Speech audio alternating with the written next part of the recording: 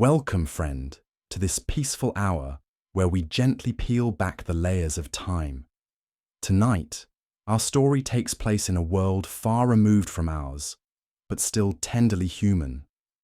Whether you're drifting off or just looking to slow the pace of your evening, I'm grateful you're here. I'd love to hear where you're listening from, what city or country, and what time it is as you press play. It always amazes me how history can bring strangers together. If this kind of calm historical storytelling brings you peace, consider subscribing. We have many more stories to lull us into the quiet night. This isn't some fictional scene from a movie. This was reality in the bohemian cafes of 1920s Paris, where artistic genius and narcotic addiction danced together in a deadly waltz that would forever change the cultural landscape of the modern world. Have you ever wondered how an entire generation of artists could simultaneously create some of humanity's most brilliant works while slowly destroying themselves with drugs? The answer lies in the shadowy corners of Parisian cafes, where absinthe flowed like water and heroin was as common as coffee. What I'm about to reveal will shatter everything you thought you knew about the romantic notion of the struggling artist. These weren't just creative souls seeking inspiration through chemical means. They were casualties of a perfect storm of post-war trauma, cultural rebellion, and readily available narcotics that turned the City of Light into something far more sinister. Today, I'm going to take you inside the hidden world of heroin havens that masqueraded as artistic sanctuaries. You'll meet the real people who lived this nightmare, discover how entire cafe cultures became drug distribution networks, and understand why the most creative period in Parisian history was also its most self-destructive. By the end of this journey, you'll see the 1920s art scene in a completely different light. But before we dive into the smoke-filled rooms where dreams went to die, let me paint you the bigger picture of how Paris became the epicenter of both artistic revolution and narcotic devastation. The Great War had ended just a few years earlier, leaving an entire generation scarred and searching for meaning. Young men who had witnessed unimaginable horrors in the trenches returned home only to find that their old lives no longer fit. Meanwhile, a new breed of wealthy Americans was flooding into Paris, escaping prohibition and bringing with them both money and a reckless appetite for excess. This collision of trauma, wealth, and rebellion created the perfect conditions for what would become one of history's most dangerous cultural experiments.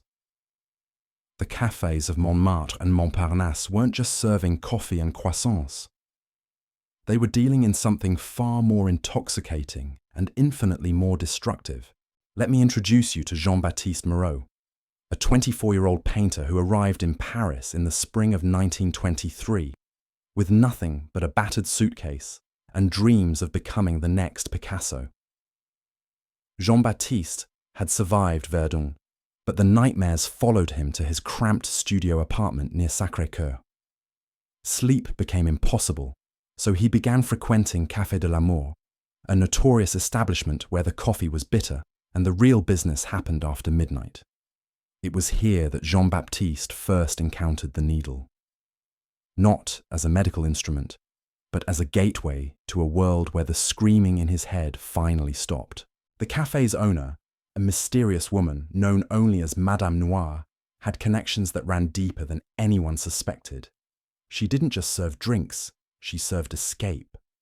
Within weeks, Jean-Baptiste's artistic output exploded. His paintings took on an otherworldly quality, full of dreamlike imagery and emotional intensity that critics would later call revolutionary. But what they didn't know was that each masterpiece was paid for with a piece of his soul, bought with German-manufactured heroin that flowed through the café like a toxic river. Jean-Baptiste wasn't alone. The café attracted a rotating cast of damaged souls, American heiresses running from conservative families, British poets seeking inspiration, German intellectuals fleeing political upheaval, and French artists trying to forget the war. They came for the atmosphere, but stayed for the drugs. Madame Noir understood something that modern drug dealers still exploit today. Creative people make excellent customers. They have just enough money to maintain a habit, they're naturally inclined toward experimentation, and they rationalize their addiction as necessary for their art. She didn't need to push her product. She simply created an environment where it felt inevitable. The cafe operated on multiple levels. To the casual observer, it was simply another bohemian gathering place where artists discussed philosophy over wine.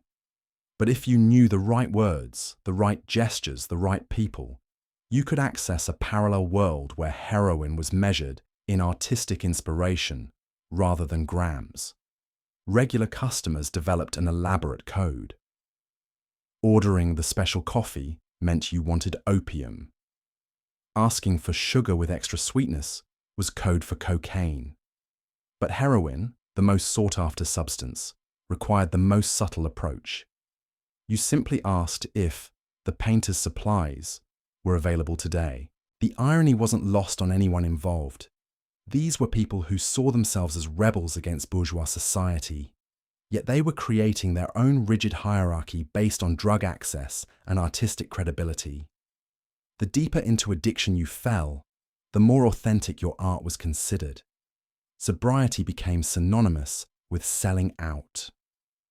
Take the case of Margaret Worthington, a Boston socialite who arrived in Paris in 1924 with a substantial trust fund and romantic notions about supporting struggling artists. She rented a spacious apartment in the 6th arrondissement and began hosting salons, where she would showcase the work of promising young painters and writers. Margaret initially saw herself as a patron of the arts, a modern-day Medici, nurturing the next generation of creative genius. She attended gallery openings, purchased paintings from unknown artists, and prided herself on her sophisticated taste. But sophistication in 1920s Paris meant more than just appreciating cubism or understanding stream of consciousness literature. When Margaret first visited Café de l'Amour, she was introduced to a world where artistic appreciation took on physical dimensions. The paintings on the walls weren't just viewed, they were experienced through chemical enhancement that allegedly allowed deeper understanding of the artist's vision. The poetry readings weren't just listened to, they were felt through substances that supposedly opened the mind to new forms of consciousness. Margaret's transformation was gradual but devastating. She began by occasionally sampling opium during evening salons, telling herself it was research into the artistic process. Within months, she had graduated to heroin, convinced that only through personal experience with the drug could she truly understand the art it inspired. Her apartment became another node in the network of heroin distribution. Artists would arrive ostensibly to show their work, but actually to score drugs. Margaret would purchase their paintings not because she loved them, but because buying art was how transactions were disguised. A canvas that might be worth 50 francs would sell for 500, with the markup covering the cost of heroin. The genius of this system was its deniability. If questioned by authorities, everyone involved could claim they were simply participating in the legitimate art market. The drugs were incidental, they would argue, just part of the creative atmosphere that made such groundbreaking art possible. But the reality was far darker. Margaret's trust fund was being systematically drained to feed not just her own addiction, but the habits of an entire network of artists and dealers. Her health deteriorated rapidly, her judgment became compromised, and her apartment transformed from a salon into a shooting gallery disguised as a gallery space. The most tragic aspect was how the addiction affected the art itself. While initial drug use might have enhanced creativity for some artists, prolonged heroin addiction had the opposite effect. The very inspiration that drew artists to the drug eventually disappeared, leaving them creating art solely to fund their next fix. Jean-Baptiste's story illustrates this perfectly. His early heroin-influenced paintings were indeed revolutionary, full of emotional complexity and visual innovation that captured the attention of serious collectors. But as his addiction deepened, his work became increasingly formulaic. He found himself painting the same dreamlike imagery over and over, not because it expressed his artistic vision, but because those were the only paintings that sold to the drug-using collectors who frequented the cafes. The economic ecosystem was entirely circular and ultimately unsustainable. Artists used drugs to create art, sold art to buy drugs, and attracted buyers who were themselves using drugs to appreciate art. Money flowed in endless loops, but actual value was being destroyed at every step. The art became less innovative, the artists became less capable, and the buyers became less discerning. Meanwhile, Madame Noire and others like her were getting rich by facilitating this destruction. They positioned themselves as cultural facilitators, but they were actually running sophisticated drug operations that used artistic pretension as cover. The cafe provided the perfect front: irregular hours, eclectic clientele, and a culture that celebrated nonconformity made it nearly impossible for authorities to distinguish between legitimate artistic activity and criminal enterprise. The international nature of the clientele also provided protection. When wealthy Americans or British aristocrats were involved, local police were reluctant to investigate too aggressively. Diplomatic complaints could end careers, and there was always plausible deniability about what was really happening in these establishments. This created a sense of invulnerability among the participants that would prove tragically misplaced. They believed their artistic credentials and social connections made them untouchable, failing to recognize that addiction doesn't respect class boundaries or creative talent. By 1925, the network had expanded far beyond individual cafes. What started as scattered pockets of artistic experimentation had evolved into a sophisticated underground economy that stretched across the entire left bank. The heroin trade had found its perfect camouflage in the bohemian cafe culture, and the results were both magnificent and horrifying. Consider the evening routine at Le Chien qui Fume, a cafe that occupied 3 floors of a crumbling building near the Sorbonne. The ground floor maintained the appearance of respectability. Students debated philosophy over cheap wine, tourists sampled authentic French atmosphere, and local intellectuals held court at their regular tables. But as the night progressed and the casual customers departed, the real business began. The second floor, accessible only through a narrow staircase hidden behind a bookshelf, housed what regulars called the laboratory. Here, American expatriate chemist turned dealer Robert Bobby Chen had set up an operation that would make modern drug cartels envious. Bobby had arrived in Paris with legitimate credentials, a chemistry degree from Harvard, and plans to conduct research at the Sorbonne.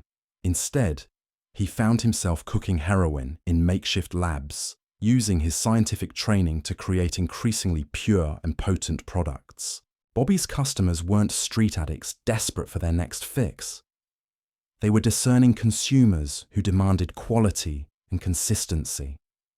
A batch that was too weak would send artists into withdrawal during crucial creative periods. Too strong and valuable customers might overdose before completing commissioned works. Bobby approached drug manufacturing with the same precision he had once applied to legitimate research, keeping detailed notes on potency levels, customer reactions, and optimal dosing schedules. The third floor of Le Chien qui Fume served as both gallery and shooting gallery. Paintings hung on walls that had seen countless injections, their colours seeming to shift and dance in the dim gaslight.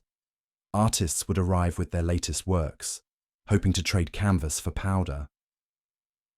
The quality of the art directly determined the quantity of drugs received, creating a perverse market where artistic merit was measured in milligrams of heroin.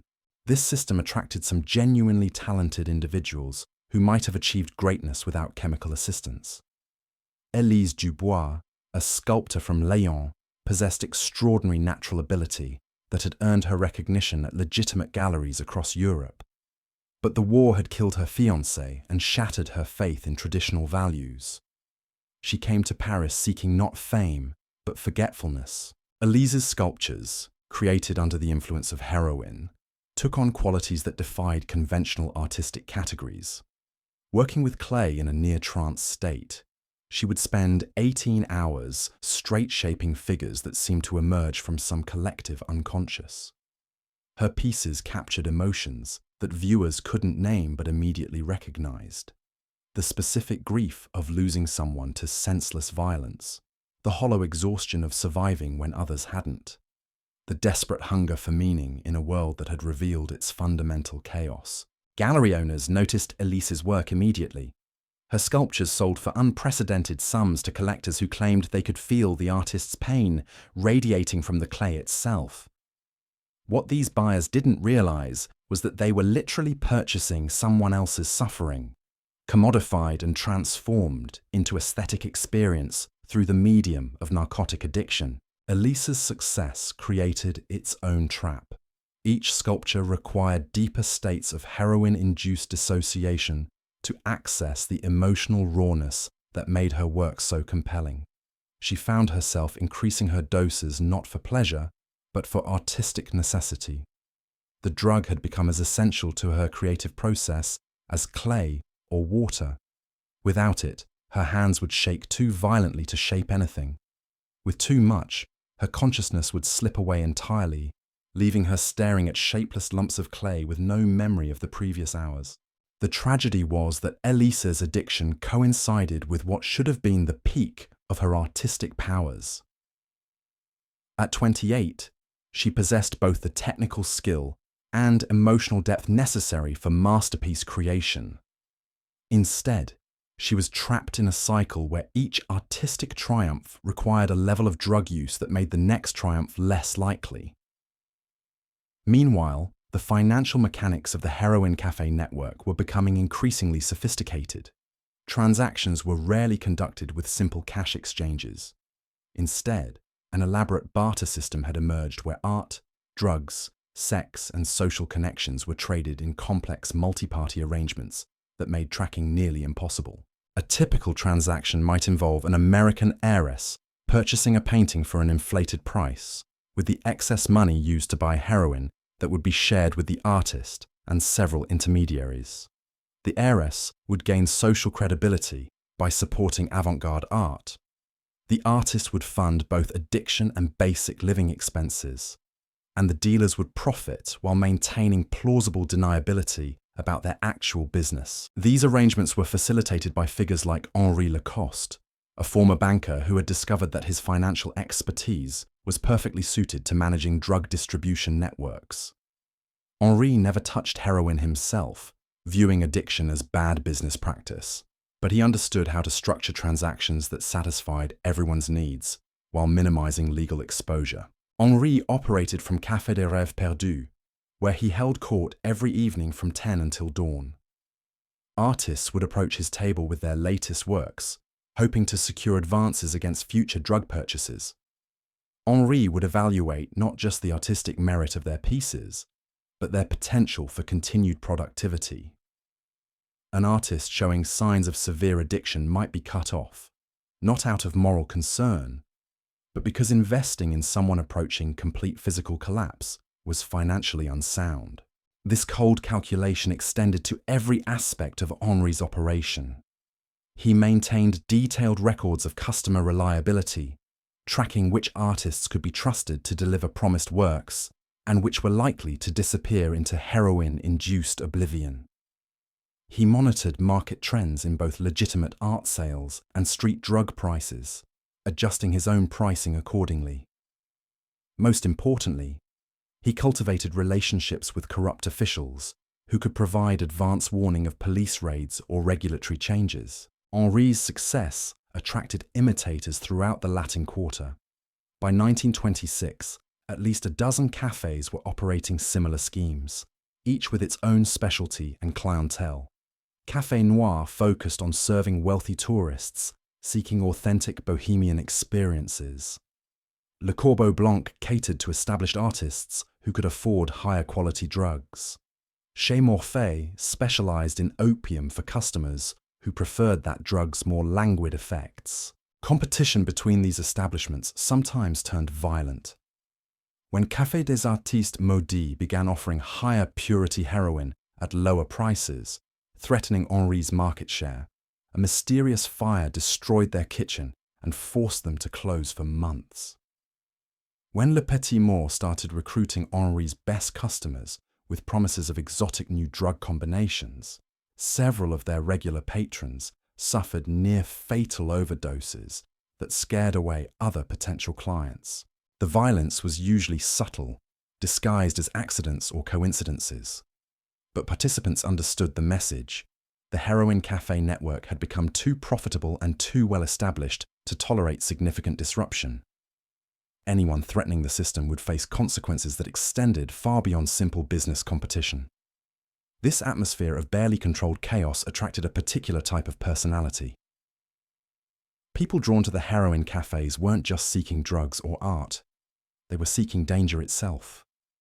The possibility of overdose, arrest, financial ruin, or violent retaliation added an element of excitement that made the experience more compelling than simple drug use or artistic appreciation alone. American expatriate writer Jonathan Hayes embodied this attraction to risk. Hayes had inherited substantial wealth but found conventional life unbearably boring. He came to Paris not to write the great American novel, but to live dangerously enough that he would have something worth writing about. The heroin cafes provided exactly the kind of authentic peril he craved. Hayes began frequenting Café de la Dernière Chance, where he quickly established himself as someone willing to take risks that frightened even seasoned addicts. He would inject unknown substances, participate in dangerous drug combinations, and involve himself in increasingly volatile business arrangements between dealers and artists.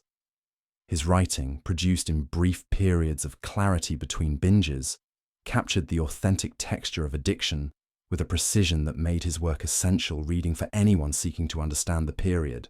But Hayes's appetite for danger eventually exceeded even his considerable resources. He became involved in a scheme to smuggle heroin from Germany using hollow picture frames, a plan that required him to transport drugs across international borders while maintaining his cover as a legitimate art collector. The profits would have been enormous, but the risks included not just imprisonment, but execution if caught by authorities who were becoming increasingly aggressive about international drug trafficking. Hayes' story illustrates how the heroin cafe culture had evolved beyond simple addiction or artistic experimentation. By the mid-1920s, it had become a complex ecosystem where people used drugs, art, and danger as interchangeable currencies in transactions that satisfied needs far more complicated than simple chemical dependency. The most sophisticated participants understood that they weren't just buying drugs or selling art. They were purchasing experiences that couldn't be obtained through conventional means. The thrill of transgression, the intimacy of shared secrets, the satisfaction of belonging to an exclusive community that operated by its own rules. The heroin was often less important than the ritual surrounding its use, the social connections it facilitated, and the identity it provided to people who felt disconnected from mainstream society. This psychological dimension made the cafe network far more addictive than the drugs themselves. People who successfully overcame their chemical dependencies often found themselves unable to stay away from the social environment where those dependencies had flourished. The cafes offered not just heroin, but a complete alternative reality where conventional morality, social expectations, and economic relationships were suspended in favor of more immediate and intense forms of human connection. The tragedy was that this alternative reality was ultimately unsustainable. The financial arrangements were too complex, the legal risks too high, and the physical toll too severe for the system to continue indefinitely. By 1927, cracks were beginning to show throughout the network as overdoses increased, money ran out, and authorities began to take notice of what was happening in the supposedly innocent artistic cafes of the left bank. The first major crack appeared in the form of Detective Inspector Claude Bertrand, a methodical man who had spent 20 years building cases against Paris's most elusive criminals. Bertrand wasn't particularly interested in artistic movements or bohemian culture, but he was very interested in the sudden spike in overdose deaths among wealthy foreigners. When the American embassy began pressuring French authorities to investigate the deaths of 3 expatriate heiresses within a single month, Bertrand found himself assigned to a case that would consume the next 2 years of his life. Bertrand's initial investigation revealed what appeared to be a series of tragic coincidences. Young, wealthy individuals with artistic interests were dying from what seemed to be accidental drug overdoses. The deaths occurred in different locations, involved different substances, and appeared to have no connection beyond the victims' shared interest in avant-garde culture. But Bertrand had learned to distrust coincidences, especially when they involved large sums of money and international borders. His breakthrough came through the most unlikely source: a 70-year-old concierge named Madame Petit, who worked at a residential hotel near the Panthéon. Madame Petit had been cleaning rooms and watching tenants for 5 decades, developing an almost supernatural ability to detect when something was amiss.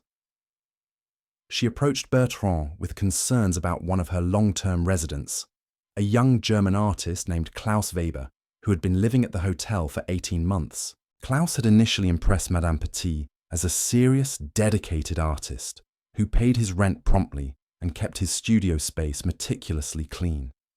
But over the past 6 months, his behavior had changed dramatically. He would disappear for days at a time, return looking haggard and disoriented, then spend entire weeks locked in his room with visitors coming and going at all hours. The visitors were always well-dressed, often foreign, and they carried packages that seemed too valuable for legitimate art supplies. When Bertrand examined Klaus's hotel registration, he discovered discrepancies that suggested false documentation. Further investigation revealed that Klaus Weber was actually Wilhelm Richter, a former German army medic who had deserted during the final months of the war. Wilhelm possessed medical knowledge that made him valuable to the heroin distribution network, but his illegal status in France made him vulnerable to blackmail and coercion. Bertrand approached Wilhelm carefully, recognizing that fear, rather than greed, was likely motivating his involvement in the drug trade. During a series of clandestine meetings in small cafes far from the artistic quarter, Wilhelm gradually revealed the structure and scope of what he called the machine, a distribution network that used artistic culture as both camouflage and customer base. Wilhelm's medical training had made him indispensable to dealers who needed someone capable of treating overdoses without involving legitimate doctors. He had learned to revive unconscious addicts, manage withdrawal symptoms, and even perform minor surgery on customers who had suffered injuries during drug-related accidents. His services were paid for not with money, but with protection from authorities who might investigate his immigration status. Through Wilhelm's testimony, Bertrand began to understand how the cafe network operated as an integrated system, rather than a collection of independent establishments. Each cafe specialized in serving different segments of the market: wealthy tourists, established artists, young bohemians, and international dealers. But they all shared suppliers, enforcement mechanisms, and money laundering operations that made the entire network more resilient than any individual component. The key insight was that legitimate art sales were being used to disguise drug transactions on an industrial scale. A painting that might legitimately sell for 100 francs could be purchased for 1,000 francs, with the extra 900 francs representing payment for heroin. The buyer received both artwork and drugs. The seller received both money and social credibility as a successful artist, and the dealer received a commission that was nearly impossible for authorities to trace. This system had created artificial inflation in the Parisian art market that was distorting cultural values throughout the city. Young artists found themselves unable to sell work through legitimate channels because collectors were primarily interested in drug-facilitated transactions. Established artists watched their market values fluctuate based not on artistic merit, but on their willingness to participate in narcotic distribution. Gallery owners faced pressure to either join the network or lose access to the most financially attractive customers. Bertrand's investigation revealed that the corruption extended far beyond artistic circles. Bank officials were facilitating international money transfers that funded drug purchases. Shipping companies were transporting heroin concealed in legitimate art shipments. Even some embassy staff were involved, using diplomatic immunity to move drugs and money across borders without customs inspection. The scope of the conspiracy was so vast that Bertrand initially doubted his own findings. How could such an extensive criminal operation exist in plain sight without attracting official attention? The answer lay in the social status of the participants and the cultural prestige associated with supporting avant-garde art. Police were reluctant to investigate activities that involved prominent citizens engaged in what appeared to be sophisticated cultural patronage. Meanwhile, the human cost of the network was becoming impossible to ignore. The overdose death that finally triggered serious official action involved Constance Fairfax, daughter of a British Member of Parliament and heir to a shipping fortune. Constance had arrived in Paris 6 months earlier with plans to study at the Sorbonne and support promising young artists. Her body was discovered in a studio apartment in Montparnasse, surrounded by paintings she had purchased for prices that investigation revealed were 10 times their legitimate market value. Constance's death was particularly tragic because she had been attempting to leave the heroin cafe scene when she overdosed. Letters found in her apartment revealed her growing awareness that she was being manipulated by dealers who viewed her wealth as a resource to be systematically extracted. She had begun refusing to purchase overpriced artwork and had cut off financial support to several artists whose primary talents seemed to be consuming expensive drugs. Her final letter, addressed to her father but never sent, described her realization that the bohemian culture she had admired from afar was actually a sophisticated trap designed to separate wealthy young people from their money. She wrote about artists who created mediocre work but commanded high prices because they could provide access to heroin, dealers who posed as cultural sophisticates while running criminal enterprises, and cafe owners who facilitated the destruction of everyone who entered their establishments. But Constance's attempt to extract herself from the network had made her dangerous to people whose livelihoods depended on maintaining the system's secrecy. Her overdose occurred just days before she was scheduled to return to London, where she planned to warn other wealthy families about the dangers their children faced in Parisian artistic circles. The timing suggested that her death might not have been accidental, though proving deliberate murder would require evidence that Bertrand was struggling to obtain. The investigation of Constance's death revealed the network's most sinister aspect: systematic targeting of vulnerable wealthy individuals who could be manipulated into funding the entire operation. Dealers had developed sophisticated profiles of ideal customers, focusing on people who possessed substantial financial resources but lacked emotional stability or strong family connections that might interfere with exploitation. Young people recovering from war trauma were particularly valuable targets. Their psychological wounds made them susceptible to addiction, while their social status provided protection from law enforcement. Dealers would identify promising prospects through a network of informants in hospitals, universities, and social clubs, then orchestrate seemingly accidental encounters in artistic venues where initial drug experimentation could be presented as sophisticated cultural exploration. The process was gradual and carefully managed. A wealthy young person might spend months attending cafe events, purchasing reasonably priced artwork, and developing relationships with artists and intellectuals before being introduced to drugs. By the time chemical dependency developed, they were already emotionally invested in the community that supplied their addiction. Leaving meant abandoning not just drugs, but their entire social identity and support network. This psychological manipulation was more effective than simple coercion because it created willing participants who defended the system even as it destroyed them. Artists genuinely believed they were creating revolutionary work. Buyers convinced themselves they were supporting important cultural movements, and dealers maintained that they were facilitating artistic innovation rather than running criminal enterprises. the self-deception was reinforced by the undeniable fact that some genuinely important art was being created within the network. Several artists whose work was later recognized as historically significant had indeed produced their best pieces while using heroin obtained through cafe connections. This created enough legitimate artistic achievement to provide credible cover for the broader criminal enterprise. Vincent Moreau, Jean-Baptiste's younger brother, exemplified this tragic complexity.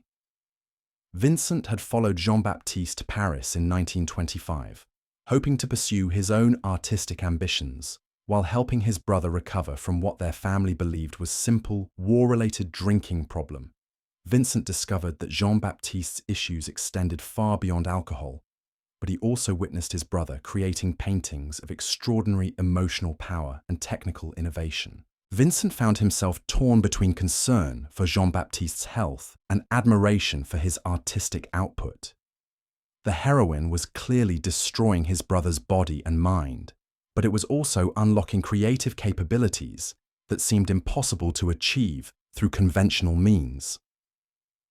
Jean-Baptiste's heroin-influenced paintings were selling to serious collectors and receiving attention from legitimate critics who had no knowledge of the drugs involved in their creation. This dilemma drove Vincent to begin his own experimentation with heroin, initially as research into his brother's creative process, but eventually as an end in itself.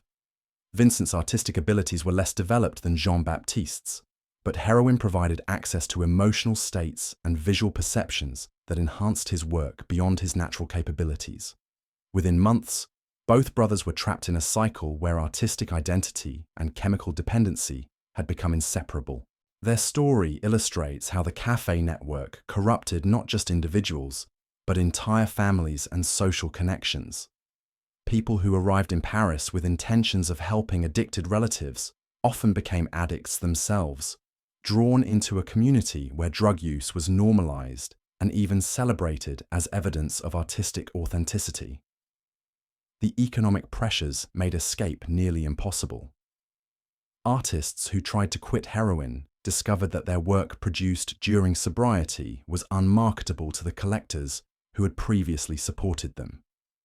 Gallery owners lost interest in clean artists whose work lacked the intensity that drug use had provided.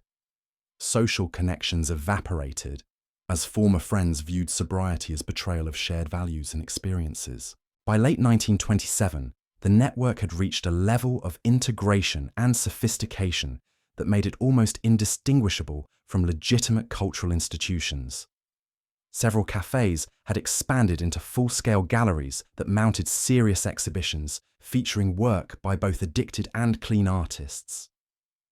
Art critics, who were unaware of the drug connections, wrote favorable reviews that enhanced the reputation of network-affiliated artists in mainstream cultural circles. The most successful participants had learned to navigate between legitimate and criminal aspects of the art world, using their network connections to advance conventional careers while maintaining access to drugs and the social community that provided them.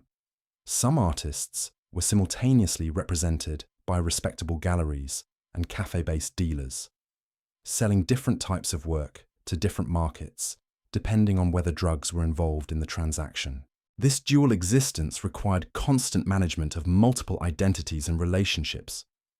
An artist might spend morning hours creating conventional work for legitimate galleries, afternoon hours producing drug-influenced pieces for cafe buyers, and evening hours socializing with other addicts while maintaining the pretense that their gatherings were purely intellectual or artistic in nature.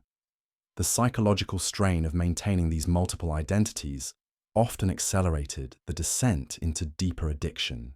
People who might have maintained moderate drug use for years found themselves increasing consumption to manage the anxiety and exhaustion that came from constantly switching between different versions of themselves. Meanwhile, the financial mechanics of the network were becoming so complex that even sophisticated participants lost track of their actual economic situation. Artists might believe they were financially successful based on high prices for their work, without realizing that most of their income was immediately recycled back to drug dealers. Buyers might spend enormous sums thinking they were building valuable art collections, without understanding that the inflated prices made their purchases worthless in legitimate markets. The cafe owners and dealers who controlled the system were the only participants with clear understanding of the actual money flows. They had structured transactions to maximize their own profits while creating illusions of prosperity for everyone else involved. Artists received enough money to maintain their addictions and basic living expenses, but not enough to achieve actual financial independence that might allow them to leave the network.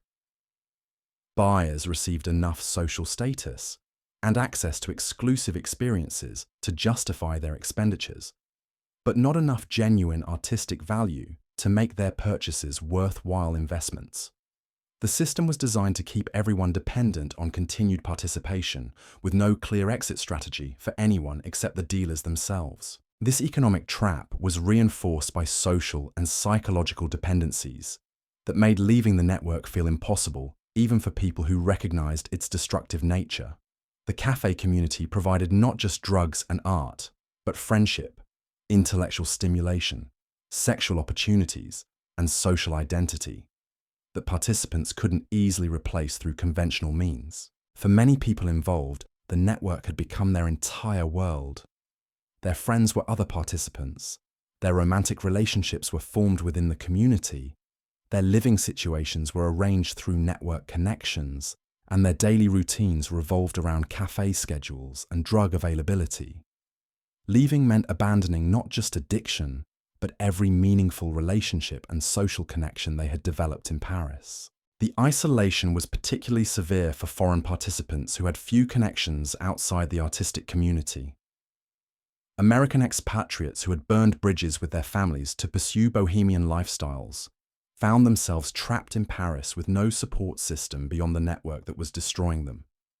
British aristocrats who had scandalized their social circles by embracing avant-garde culture couldn't return home without admitting the extent of their involvement in activities that would disgrace their families. As 1928 approached, the network was approaching a crisis that would ultimately lead to its destruction. The combination of increased police attention, mounting overdose deaths, and financial unsustainability was creating pressures that the system couldn't absorb indefinitely. But the participants were so deeply embedded in the network's social and economic structures that recognizing the approaching collapse required a level of clarity that chronic drug use made nearly impossible to achieve. The stage was set for a dramatic confrontation between the forces trying to preserve the network and those working to destroy it, with the lives and artistic legacies of hundreds of people hanging in the balance. The crisis began with a single photograph that would change everything. In February 1928, a freelance journalist named Paul Durand stumbled into Café des Rêves Perdus at 3 a.m, seeking shelter from a violent rainstorm. What he witnessed in that smoke-filled room would expose the dark heart of Parisian bohemian culture to the world. Durand had his camera with him, a compact Leica that he used for documenting street scenes and architectural details. But the scene that greeted him in the cafe's upper room was unlike anything he had ever encountered. In the corner, a young woman in an expensive silk dress lay unconscious while a man in a painter's smock injected something into her arm. At a nearby table, 3 people passed around a needle like it was a communion chalice, their eyes rolled back in chemical ecstasy. The most shocking sight was a teenage boy, no more than 16, methodically preparing heroin, while an older man watched approvingly. The boy's hands moved with the practiced precision of someone who had performed this ritual countless times before. His clothes were expensive, suggesting wealthy family connections, but his face bore the hollow expression of advanced addiction. Durand raised his camera almost instinctively, the flash illuminating the scene for a split second before chaos erupted. Shouts filled the room as people scrambled to hide evidence and escape through back exits. But it was too late. Durand had captured something that would bring down an empire built on artistic pretension and chemical dependency. The photograph showed more than just drug use. It revealed the systematic exploitation of vulnerable young people by adults who had weaponized artistic culture for criminal purposes. The boy in the image was later identified as Philippe Rothschild, heir to a banking fortune and son of one of France's most prominent families. His presence in the café raised questions that would reverberate through the highest levels of French society. Philippe's story embodied everything tragic about the network's evolution. He had arrived in Paris the previous autumn, ostensibly to study literature at the Sorbonne, but actually to escape a family scandal involving financial irregularities at his father's bank. The 16-year-old possessed both enormous wealth and profound emotional vulnerability, making him an ideal target for the café operators who specialized in identifying and exploiting such individuals. His recruitment had followed the established pattern. Initial contact came through seemingly innocent cultural events, where he met charming artists and intellectuals who appeared genuinely interested in his thoughts about literature and philosophy. These new friends gradually introduced him to increasingly exclusive gatherings, where drug use was presented as sophisticated exploration of consciousness rather than simple addiction. Philippe's youth made him particularly susceptible to peer pressure and adult manipulation. The older artists and writers who surrounded him possessed knowledge and experience that he desperately wanted to acquire. When they suggested that true artistic understanding required direct experience with mind-altering substances, he accepted their guidance without question. His financial resources made him valuable beyond his potential as a simple customer. Philippe had access to banking connections that could facilitate international money transfers, family properties that could serve as storage locations, and social connections that provided entry to circles previously inaccessible to the network. Within months, he had become not just an addict, but an active participant in the criminal enterprise that fed his addiction. The photograph's publication in Le Figaro created a sensation that extended far beyond artistic circles.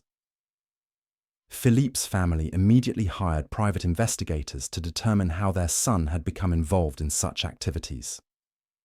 Other wealthy families began questioning their own children's involvement in Parisian bohemian culture. Embassy officials demanded explanations for the apparent targeting of their citizens by French criminals. Most damaging was the revelation that the network had been systematically exploiting minors. Philippe was not the only underage participant. Investigation revealed at least a dozen other teenagers from prominent families who had been drawn into cafe-based drug operations. The exploitation of children transformed what had been viewed as adult vice into something far more serious in the eyes of both law enforcement and public opinion.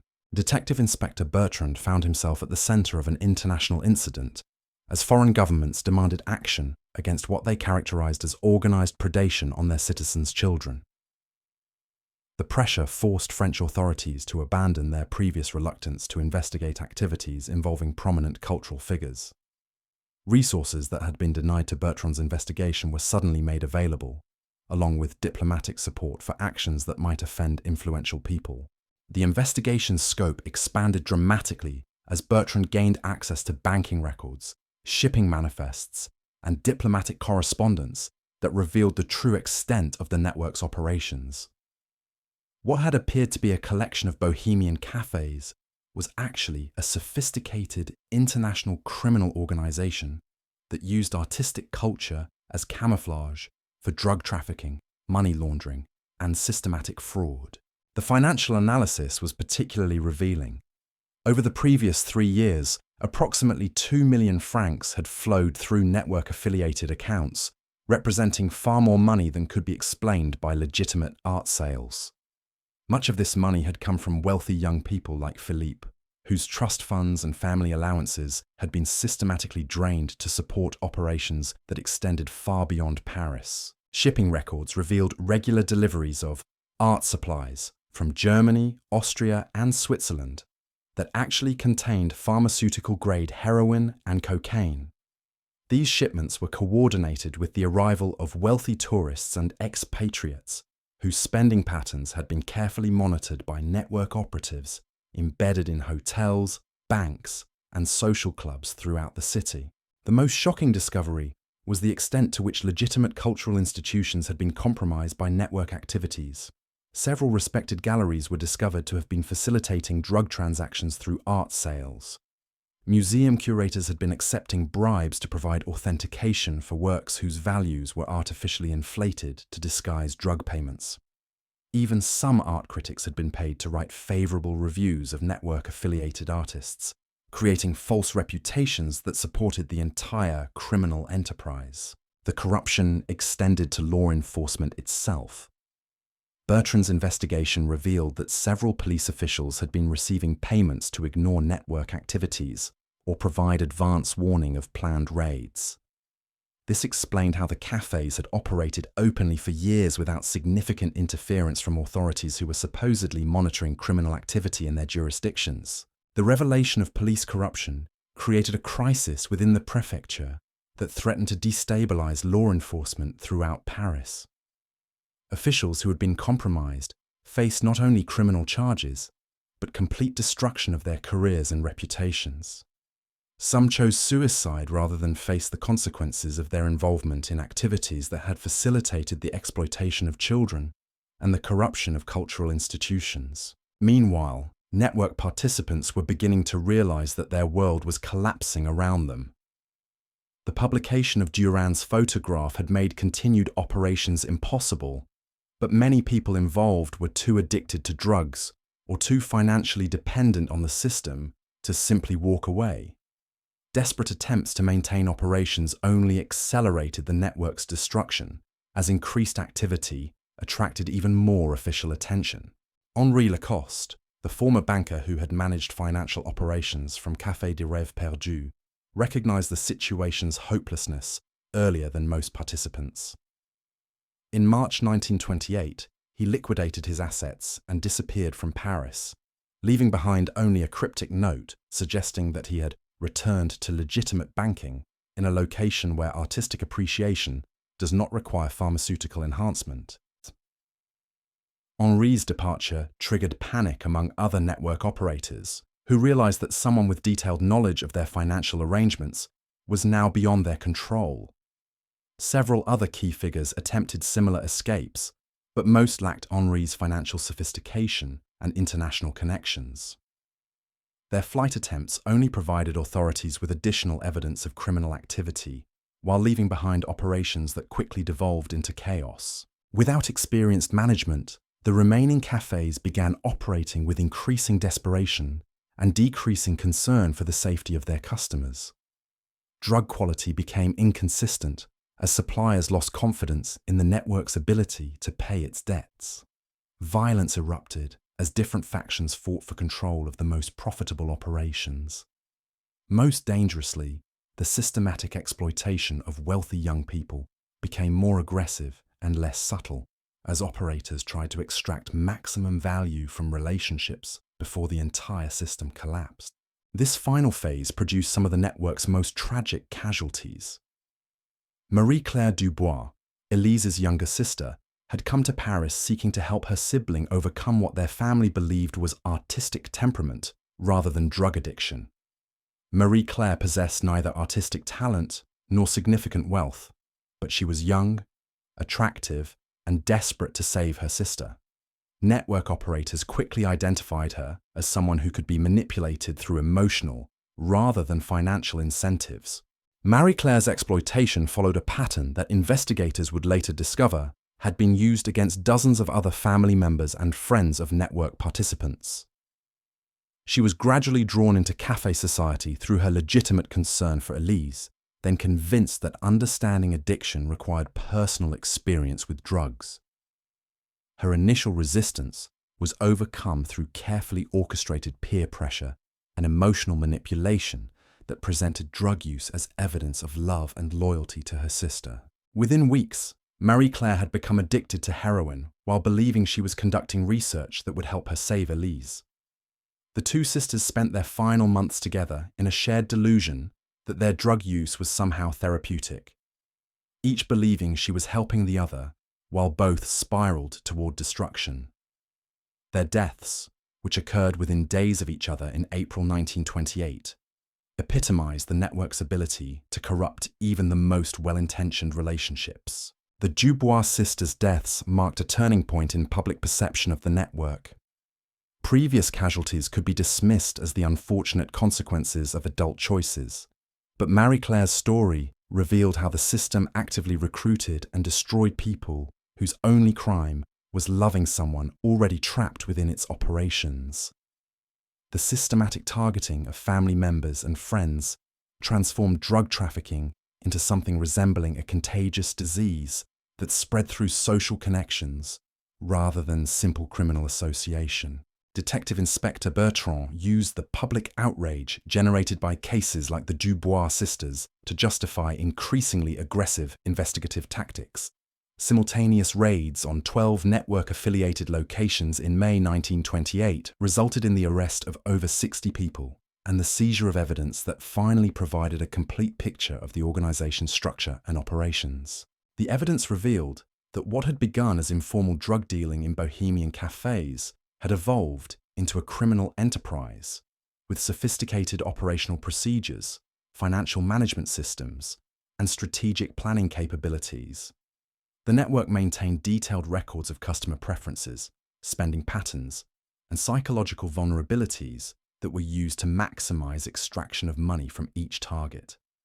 Personnel files contained evaluations of employees based on their ability to manipulate specific types of victims, with bonuses paid for successfully recruiting wealthy or influential new customers. Most disturbing were the planning documents that revealed the network's intention to expand operations beyond Paris.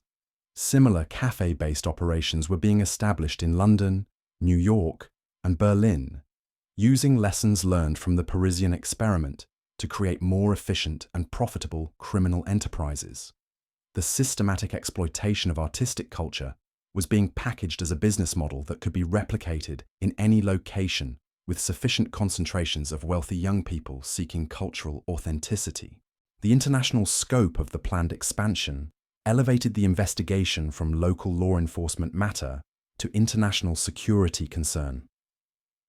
Foreign governments that had initially pressured France to address the exploitation of their citizens now recognized that similar threats might emerge in their own territories. Diplomatic cooperation that had been limited to demands for action expanded to include intelligence sharing and coordinated law enforcement efforts. The network's collapse accelerated as participants realized that continued involvement meant not just criminal prosecution, but potential deportation and international scandal that would destroy their reputations permanently. Artists who had depended on drug-facilitated sales found themselves unable to maintain their lifestyles as customers disappeared, and legitimate galleries refused to associate with anyone connected to the scandal. The psychological impact was often more severe than the financial consequences. People who had structured their entire identities around membership in an exclusive artistic community discovered that this community had been deliberately created to exploit them. The relationships they had treasured as evidence of their sophisticated cultural understanding were revealed to have been calculated business arrangements designed to separate them from their money and independence. Jean-Baptiste Moreau, the war veteran whose initial encounter with heroin at Café de la Mort had launched our exploration of this world, exemplified both the network's destructive power and the possibility of redemption that emerged from its collapse. Jean-Baptiste had been among the first people arrested in the May raids, but his cooperation with authorities earned him lenient treatment that allowed him to attempt recovery rather than face extended imprisonment. His testimony provided crucial insights into how the network had evolved from informal drug dealing to systematic criminal enterprise. Jean-Baptiste described the gradual transformation of café culture from genuine artistic community to predatory business operation, explaining how operators had learned to identify and exploit the specific vulnerabilities that made artists, writers, and wealthy young people susceptible to manipulation. Most importantly, Jean-Baptiste's recovery demonstrated that escape from the network was possible, though it required abandoning not just drugs, but the entire social and cultural identity that had become associated with artistic authenticity in 1920s Paris. His paintings created during recovery lacked the otherworldly intensity of his heroin-influenced work, but they possessed emotional honesty and technical competence that proved genuine artistic ability could exist independently of chemical enhancement. Jean-Baptiste's example inspired other network survivors to attempt their own recoveries, creating a small but significant community of people working to rebuild their lives after escaping the cafe-based criminal enterprise. Their efforts were supported by legitimate cultural institutions that recognized the need to provide alternatives to the toxic artistic culture that had made so many people vulnerable to exploitation. The recovery community's existence challenged one of the network's most insidious lies: the claim that drugs were necessary for authentic artistic expression. Artists who had created their best work while using heroin discovered that sobriety allowed them to develop their talents more consistently and sustainably, even if the results were less immediately spectacular than their drug-influenced pieces. However, the network's collapse also created genuine hardships for people who had become economically dependent on its operations. Artists whose work had been artificially supported by drug-related transactions found themselves unable to earn legitimate livings through conventional gallery sales. The inflated prices that had seemed like evidence of success were revealed to have been unsustainable distortions that left participants unprepared for normal economic realities. Some former network participants never recovered from the financial and social devastation caused by the organization's collapse. Without the artificial support system that had maintained their lifestyles, they faced poverty, social isolation, and health problems that made rebuilding their lives extremely difficult. The network's destruction was necessary to prevent continued exploitation, but it also eliminated the only source of income and community that many people possessed. The human cost of both the network's operation and its collapse raised difficult questions about how society should address the complex relationships between artistic culture, mental health, economic vulnerability, and criminal exploitation. The cafe-based system had succeeded because it provided genuine benefits: social connection, cultural identity, and economic opportunity, alongside its destructive elements. Simply eliminating the criminal aspects left many people without the support systems they needed to function in conventional society. These questions became more urgent as investigators discovered that network operations had extended far beyond drug trafficking and financial fraud. The systematic collection of information about wealthy families, government officials, and cultural institutions had created intelligence assets that could be used for blackmail, political manipulation, and industrial espionage. The network's collapse had prevented these capabilities from being fully developed, but their existence suggested that cafe-based criminal organizations could pose threats to national security, as well as individual welfare. The investigation's revelations transformed how authorities throughout Europe approached the intersection of cultural activities and criminal behavior. Police departments established specialized units trained to recognize how legitimate artistic and intellectual communities could be infiltrated and exploited by criminal organizations. Educational institutions developed programs designed to help young people recognize and resist manipulation techniques that targeted their desires for cultural sophistication and social acceptance. Most significantly, the scandal forced a broader examination of how economic inequality and social displacement had created conditions that made large numbers of people vulnerable to exploitation. The network had succeeded not just because its operators were skillful manipulators, but because post-war society had failed to provide adequate support for people struggling with trauma, financial insecurity, and social alienation. The wealthy young people who had been targeted by network operators were not simply victims of criminal predation.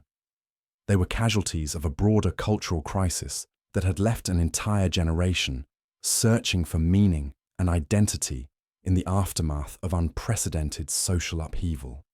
The criminal network had provided artificial solutions to real problems, which explained both its initial appeal and the difficulty many people experienced in extracting themselves from its influence. Understanding this broader context was essential for preventing similar exploitation in the future. Simply prosecuting the criminals involved would not address the underlying conditions that had made their operations possible. society needed to develop legitimate alternatives to the community, identity, and economic opportunity that criminal networks provided to their participants. The cafe network's legacy extended far beyond the specific people and institutions it had corrupted.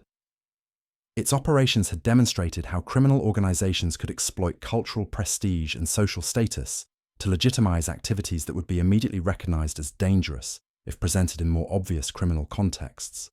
This insight would prove valuable as authorities encountered similar schemes in other cities and cultural movements throughout the 20th century. The network had also revealed how international criminal organizations could use cultural exchange and artistic collaboration to facilitate activities that cross national borders and jurisdictional boundaries. The techniques developed by cafe operators for moving money, people, and contraband through legitimate cultural channels would be adopted by other criminal enterprises seeking to exploit globalized cultural and economic systems. Perhaps most importantly, the scandal had exposed the vulnerability of cultural institutions to criminal infiltration and the difficulty of distinguishing between legitimate artistic innovation and criminal manipulation when both operated within the same social and economic environments. This recognition would influence how cultural institutions, law enforcement agencies, and educational organizations approach the complex relationships between creativity, commerce, and crime throughout the modern era. As 1928 drew to a close, the immediate crisis created by the network's operations was largely resolved. The major operators had been arrested, prosecuted, or fled to other countries. The cafes that had served as operational centers had been closed or transformed into conventional establishments. The artificial art market that had sustained the entire enterprise had collapsed, forcing participants to seek legitimate alternatives or abandon their cultural aspirations entirely. But the deeper questions raised by the network's existence remained unanswered. How could society prevent the emergence of similar criminal enterprises while preserving the cultural dynamism and social freedom that made artistic innovation possible? How could legitimate institutions provide the community, identity, and economic opportunity that made criminal alternatives attractive to vulnerable individuals? And how could law enforcement agencies develop the expertise necessary to recognize and address sophisticated criminal operations that used cultural prestige rather than traditional violence or intimidation to control their victims and territories? These questions would continue to challenge policymakers, cultural leaders, and law enforcement professionals as they worked to understand and address the complex legacy of the heroin havens that had masqueraded as Parisian cafes during the 1920s. The network's collapse had ended one chapter in the history of organized crime and cultural exploitation, but it had also revealed patterns and vulnerabilities that would continue to influence how criminal organizations and legitimate institutions interacted throughout the remainder of the 20th century and beyond. The survivors of the network faced their own complex challenges as they attempted to rebuild their lives in the aftermath of an experience that had fundamentally altered their understanding of art, society, and human nature.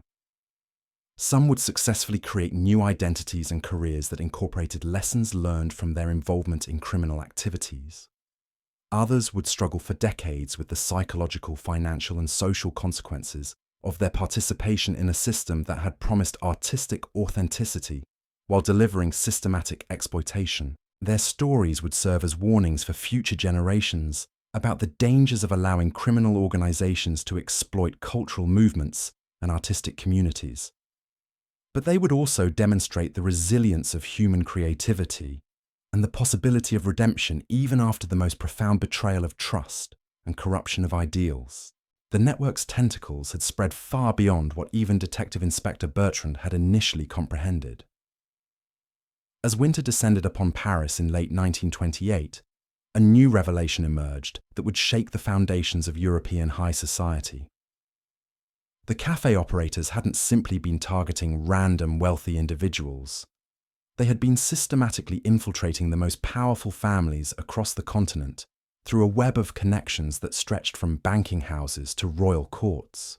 The discovery came through an unlikely source: a leather-bound journal discovered in the ruins of Café Morpheus after a suspicious fire had gutted the establishment in November. The journal, written in a coded script that took cryptographers 3 weeks to decipher, contained detailed profiles of over 200 individuals from Europe's most prominent families. Each entry included not just financial information, but intimate psychological assessments that revealed how cafe operators had studied their targets with scientific precision. Lady Catherine Pembroke's entry was typical of the journal's chilling thoroughness. The 22-year-old daughter of a British textile magnate had arrived in Paris in the spring of 1927, fleeing an arranged marriage to a man 3 decades her senior. The journal noted her profound need for paternal approval coupled with rebellious rejection of traditional authority figures, identifying this contradiction as the key to her eventual recruitment. Catherine's manipulation had been orchestrated over months through carefully planned encounters that appeared entirely coincidental. Her first contact with the network came through a charming Belgian count who struck up a conversation at a legitimate gallery opening, praising her sophisticated taste in avant-garde sculpture. The count, whose noble title was entirely fabricated, had been specifically chosen because his apparent aristocratic background would appeal to Catherine's class consciousness, while his continental mannerisms suggested the kind of sophisticated rebellion she craved. Their subsequent relationship followed a pattern that the journal revealed had been used successfully dozens of times. The Count introduced Catherine to increasingly exclusive cultural events where drug use was gradually normalized through association with artistic sophistication. Her initial resistance was overcome not through direct pressure, but through carefully orchestrated social situations where refusing to participate would have meant social isolation from the only community in Paris that seemed to understand her desire for authentic cultural experience. The journal's clinical documentation of Catherine's psychological manipulation read like a scientific paper on human vulnerability. Network operators had identified her specific insecurities about intellectual credibility, her desperate need for acceptance by people she perceived as culturally superior, and her underlying anger at family members who had tried to control her romantic choices. Each weakness had been systematically exploited through techniques that made Catherine feel she was making independent choices while actually following a script written by her manipulators. Catherine's financial exploitation had been equally methodical. The journal tracked her spending patterns, documenting how operators had gradually increased prices for both drugs and artwork as her addiction deepened. Initial purchases of 50 francs had escalated to transactions of several thousand francs as Catherine's tolerance increased and her judgment deteriorated. By the time of her arrest in the May raids, she had spent nearly her entire inheritance on purchases that investigation revealed were worthless outside the artificial market created by the criminal network. But Catherine's case was remarkable not for its exploitation techniques, which were repeated throughout the journal with mechanical consistency, but for what happened after her arrest. Unlike many network participants who collapsed psychologically when confronted with evidence of their manipulation, Catherine channeled her rage at being deceived into cooperation with authorities that proved devastatingly effective. Catherine possessed intimate knowledge of network operations from the customer perspective, but she also had something equally valuable: detailed understanding of how the organization had infiltrated legitimate high society. Her social connections and aristocratic background had given her access to information that working-class addicts and struggling artists never possessed. She knew which embassy officials had been compromised, which banking executives had facilitated money laundering, and which cultural institutions had been corrupted by network influence. Her testimony revealed that the cafe-based operations were only the visible portion of a criminal enterprise that extended into the highest levels of European society. Network operators had used their control over addicted aristocrats and wealthy expatriates to gain access to information and influence that could be monetized far beyond simple drug trafficking. Blackmail schemes targeted government officials, industrial espionage operations gathered intelligence for foreign competitors, and financial manipulation schemes moved money through international markets in ways that benefited criminal organizations throughout Europe. The scope of these secondary operations transformed the investigation from a local drug enforcement matter into an international security crisis. French authorities discovered that network operators had been selling information about military contracts, diplomatic negotiations, and industrial innovations to buyers whose identities remained hidden behind layers of intermediaries and coded communications.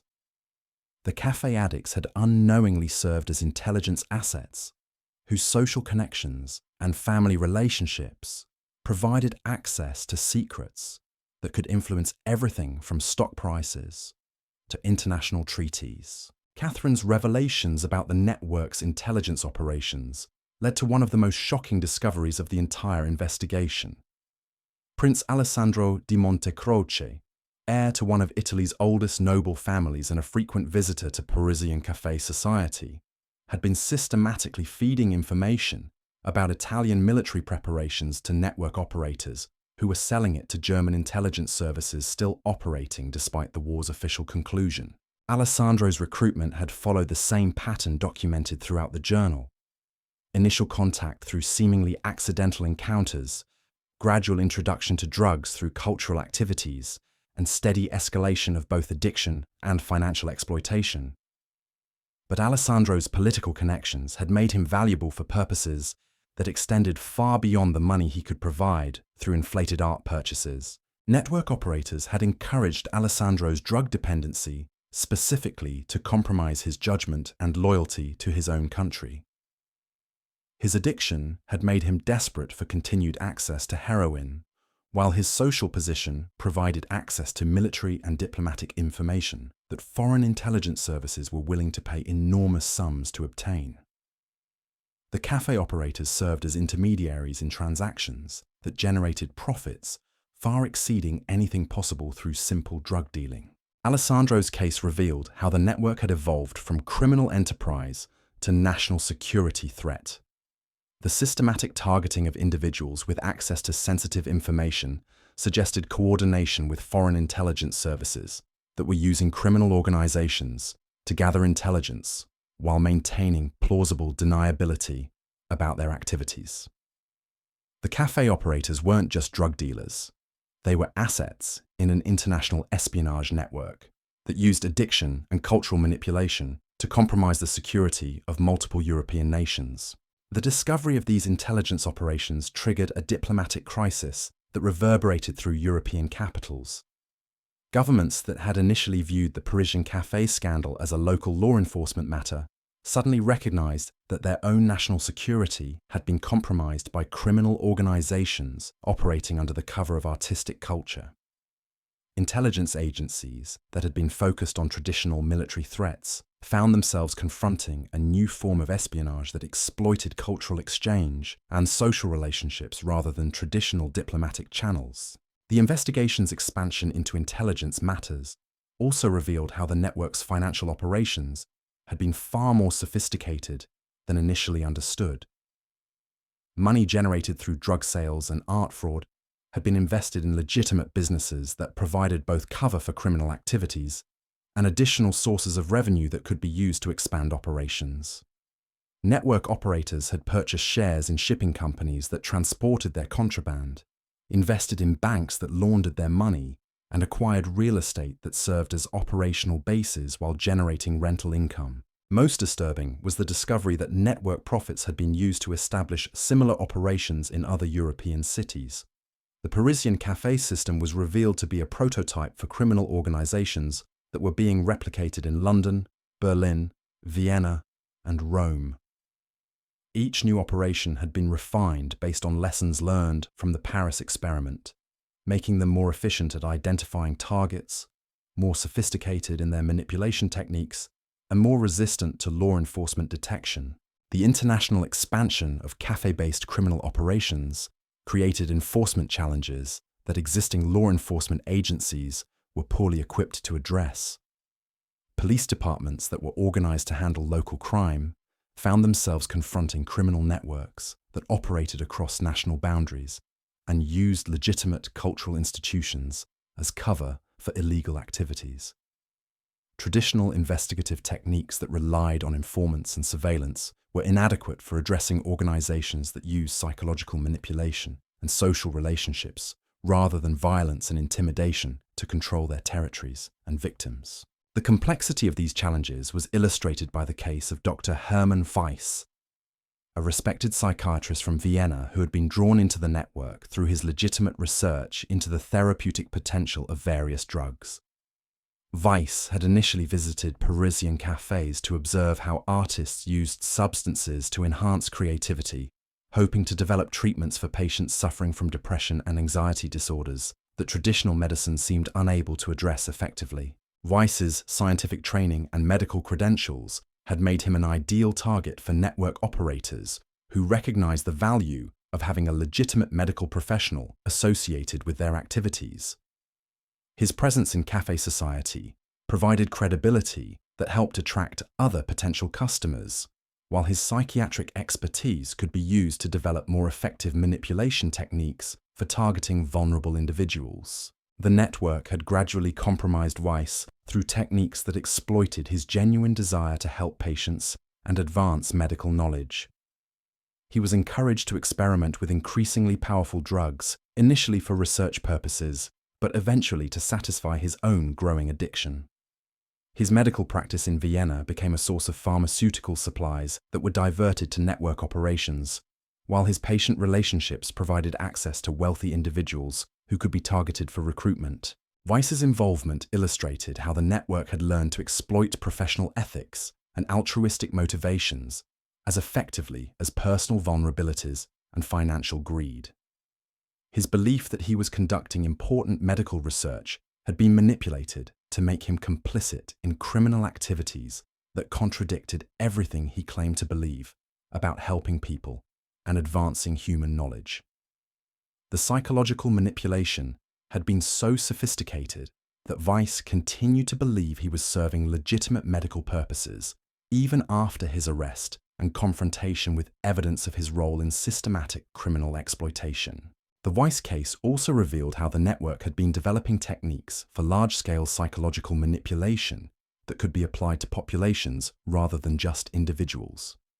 His psychiatric expertise had been used to create recruitment protocols that could identify vulnerable people through observable behavioral patterns, manipulation scripts that could be used by relatively untrained operatives to achieve consistent results, and control mechanisms that could maintain loyalty and compliance even when participants began to recognize the criminal nature of their activities. These population-level manipulation techniques represented an evolution in criminal methodology that law enforcement agencies were completely unprepared to address. Traditional crime fighting focused on punishing individual criminals after they had committed specific illegal acts. But the network had developed capabilities for systematically creating criminals by manipulating people into committing acts they wouldn't normally consider while believing they were pursuing legitimate goals. The implications extended far beyond law enforcement into fundamental questions about free will, moral responsibility, and social control. If criminal organizations could use psychological manipulation to make ordinary people complicit in activities they would normally reject, how could society distinguish between victims and perpetrators? How could legal systems designed to punish individual choices address crimes that resulted from systematic manipulation of human psychology? These philosophical questions became practically urgent, as the investigation revealed the extent to which network operations had relied on unwitting collaboration by people who believed they were engaged in legitimate activities. Gallery owners who had facilitated money laundering thought they were simply selling art to enthusiastic collectors. Bank officials who had processed suspicious transactions believed they were serving valued customers with eccentric financial habits. Even some police officials who had ignored network activities had been convinced they were protecting artistic freedom rather than enabling criminal enterprises. The scale of unwitting collaboration suggested that the network's success had depended not just on criminal skill, but on exploiting the trust and good intentions that made civilized society possible. By disguising criminal activities as cultural and artistic pursuits, network operators had been able to recruit accomplices from among the most respected and of society. The revelation well-intentioned members that their trust had been systematically exploited created a crisis of confidence that extended far beyond the immediate participants in network activities. This crisis was exemplified by the case of Father Michel Dubois, a Catholic priest whose genuine desire to help troubled young people had been exploited to provide network operators with access to vulnerable individuals from respectable families. Father Dubois had established a program that offered counseling and support to young people struggling with what he understood to be spiritual and emotional difficulties resulting from the war's psychological trauma. Network operators had identified Father Dubois' program as an ideal source of potential recruits who possessed both emotional vulnerability and family resources that could be exploited. They had gradually infiltrated his counseling sessions through individuals who posed as reformed addicts seeking spiritual guidance while actually gathering intelligence about other participants who might be suitable targets for recruitment.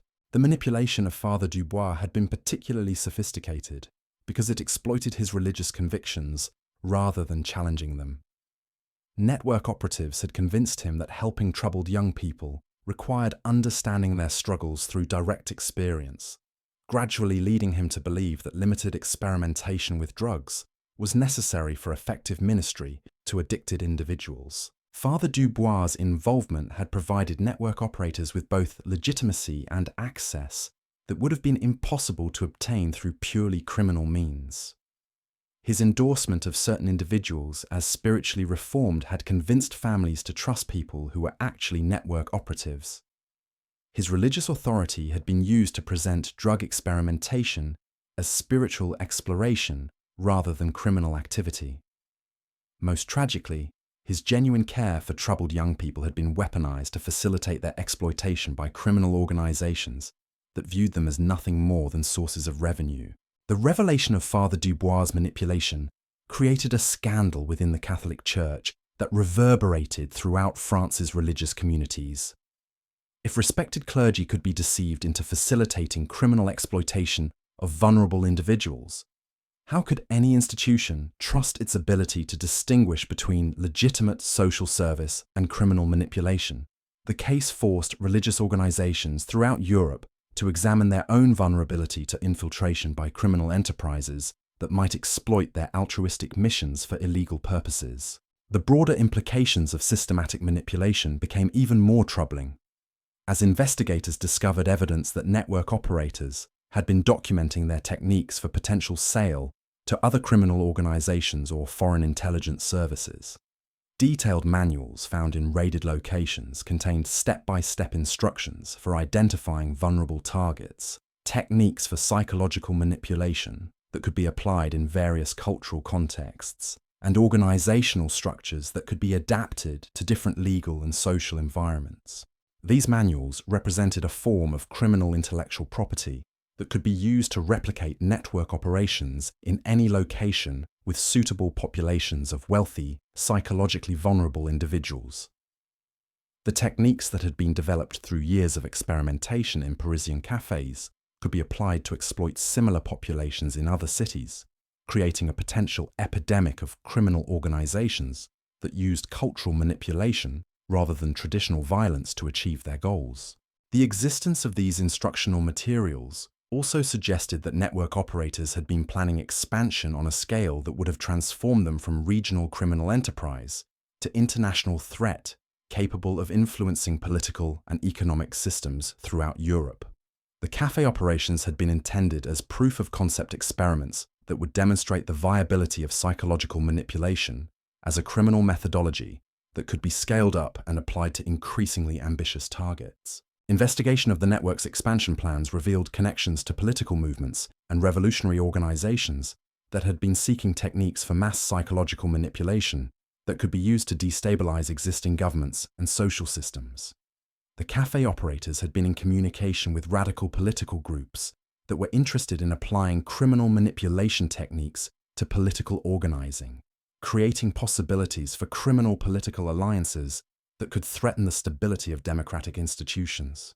These connections between criminal manipulation and political radicalism created new categories of security threats that existing institutions were poorly equipped to address.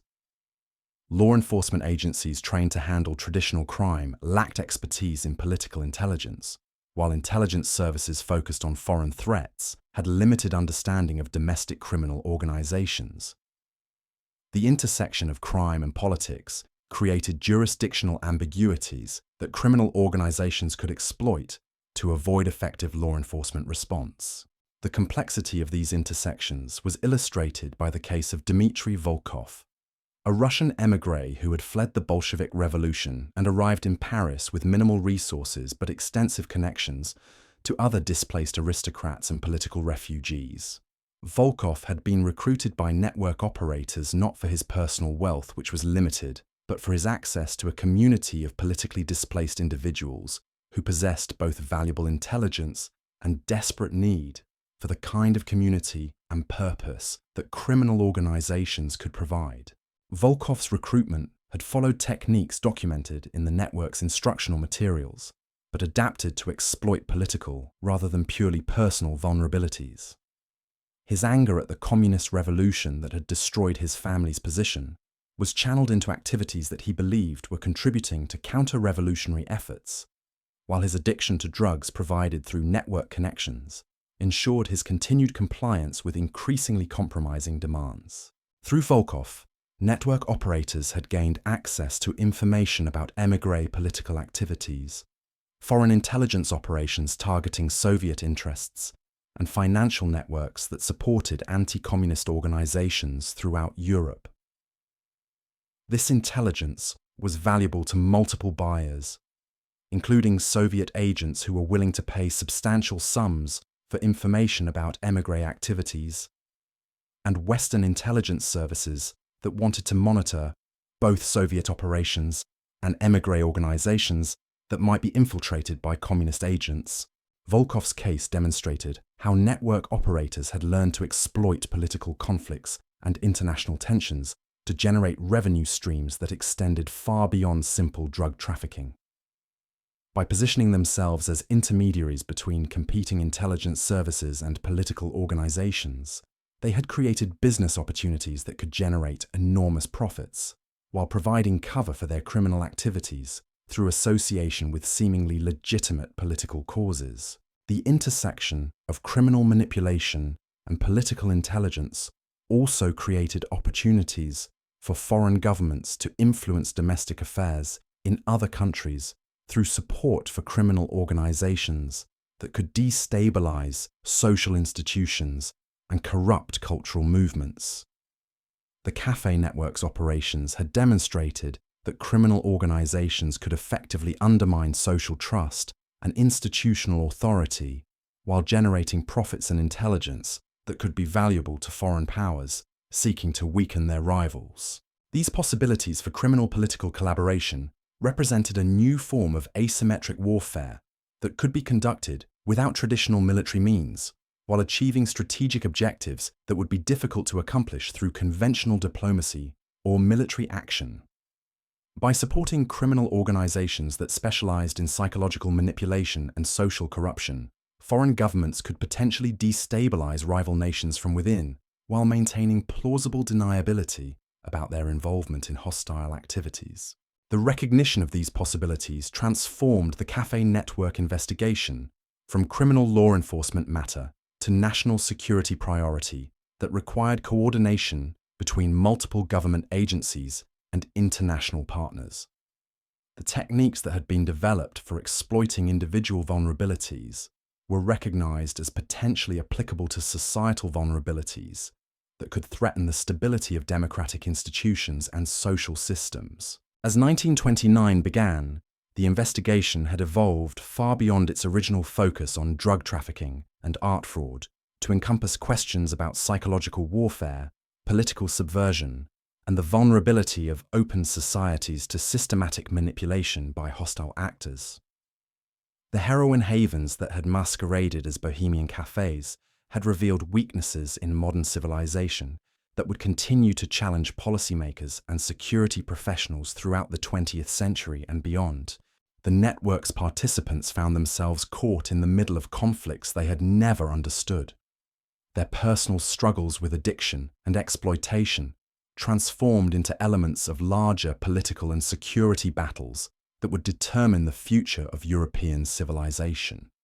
Their stories of manipulation and betrayal had become cautionary tales about the vulnerability of individual freedom in an age when psychological manipulation had become a weapon that could be wielded by criminal organizations and hostile governments with equal effectiveness. The café culture that had once promised artistic authenticity and cultural sophistication had been revealed as a sophisticated trap designed to exploit the very human desires for meaning, community, and creative expression that made civilization worth preserving. Understanding how these desires had been weaponized would be essential for protecting future generations from similar exploitation while preserving the cultural freedom and social openness that criminal organizations had learned to exploit so effectively. The investigation continued to reveal new layers of complexity and international connection that suggested the full scope of the network's operations might never be completely understood. But the evidence already gathered had provided insights into human vulnerability and criminal methodology that would influence law enforcement, intelligence operations, and social policy for decades to come. The heroin havens of 1920s Paris had become a laboratory for techniques of social manipulation that would echo through history long after the last café had been closed and the final participant had faced justice for their role in one of the most sophisticated criminal conspiracies of the modern era. The investigation's tentacles reached into the most unexpected corners of European society, revealing how the network had systematically targeted not just individuals, but entire institutions that formed the backbone of civilized order. As spring arrived in Paris in 1929, Detective Inspector Bertrand discovered that the corruption extended into realms that shocked even his cynical sensibilities. The breakthrough came through Countess Isabella von Habsburg, a legitimate Austrian aristocrat whose addiction had made her a willing accomplice in schemes that threatened the very foundations of European banking. Isabella's story began in the autumn of 1926, when she arrived in Paris fleeing a marriage scandal that had destroyed her reputation in Vienna's conservative social circles. At 35, she possessed both the sophistication to navigate high society and the desperation that made her vulnerable to exploitation. Isabella's recruitment had been orchestrated by someone calling himself Baron Friedrich von Seckendorf, whose noble credentials were as fabricated as his charm was genuine. The Baron understood that Isabella's disgrace in Austrian society had created a hunger for acceptance that could be satisfied through association with Paris's avant-garde cultural movements. He introduced her to café society as a refuge where her past scandals would be viewed as evidence of sophisticated rebellion rather than moral failure. The Baron's manipulation of Isabella was masterful in its subtlety. He never directly encouraged her drug use, but created social situations where abstinence would have meant isolation from the only community in Paris that seemed to understand her situation. Isabella's first injection occurred during what she believed was an intimate artistic salon, where drug use was presented as necessary for appreciating experimental poetry that challenged conventional literary boundaries. Within months, Isabella's addiction had progressed to the point where maintaining her habit required increasingly desperate financial measures. Her family's Austrian properties provided collateral for loans that were channeled through network-controlled banks, creating paper trails that disguised drug transactions as legitimate business investments. But Isabella's value to the network extended far beyond her personal wealth. Through her Habsburg connections, Isabella possessed access to information about European royal families, diplomatic negotiations, and financial arrangements that could influence everything from currency values to territorial disputes. Network operators encouraged her to maintain correspondence with relatives and family friends throughout the Austrian Empire, using her letters to gather intelligence that was then sold to buyers whose identities remained hidden behind layers of intermediaries. Isabella's case revealed how the network had learned to exploit aristocratic social networks that had been weakened by the war, but still maintained enough influence to affect political and economic decisions. Noble families that had lost political power still possessed social connections and insider knowledge that could be valuable to criminal organizations seeking to manipulate markets or influence government policies. The systematic exploitation of aristocratic networks was coordinated by someone the investigation never fully identified, known only as the architect. This individual possessed intimate knowledge of European noble genealogies, diplomatic protocols, and financial systems that suggested either aristocratic background or professional training in intelligence operations. The architect never appeared in person at cafe gatherings, but their influence was evident in the sophisticated strategies used to target and exploit specific noble families. Under the architect's guidance, network operators had created detailed maps of European aristocratic relationships, identifying which families possessed access to valuable information and which individuals within those families might be vulnerable to recruitment. The targeting was so precise that investigators suspected the involvement of intelligence professionals who understood how to exploit social and political networks for strategic advantage. The discovery of aristocratic targeting protocols transformed the investigation into a matter of international security that required cooperation between intelligence services throughout Europe. Governments that had initially viewed the cafe network as a criminal law enforcement issue suddenly recognized that their own diplomatic and financial systems had been compromised by organizations that possessed detailed intelligence about their most sensitive operations. The scope of intelligence compromise became apparent through the case of Lord Reginald Ashworth, a British diplomat whose addiction to opium had been carefully cultivated to provide network operators with advanced knowledge of diplomatic negotiations that could affect commodity prices and currency values. Ashworth's recruitment had begun during legitimate cultural exchanges between British and French artistic institutions, making his compromise virtually undetectable to security services that focused on traditional espionage threats. Ashworth's diplomatic position had provided access to information about trade agreements, military treaties, and colonial policies that network operators sold to buyers who used the intelligence to manipulate financial markets. The profits generated through this insider trading were far greater than anything possible through simple drug trafficking, demonstrating how criminal organizations could leverage cultural infiltration to access economic opportunities that traditional criminals could never exploit. The financial manipulation schemes revealed through Ashworth's case were so sophisticated that they required cooperation between criminal organizations and legitimate financial institutions throughout Europe.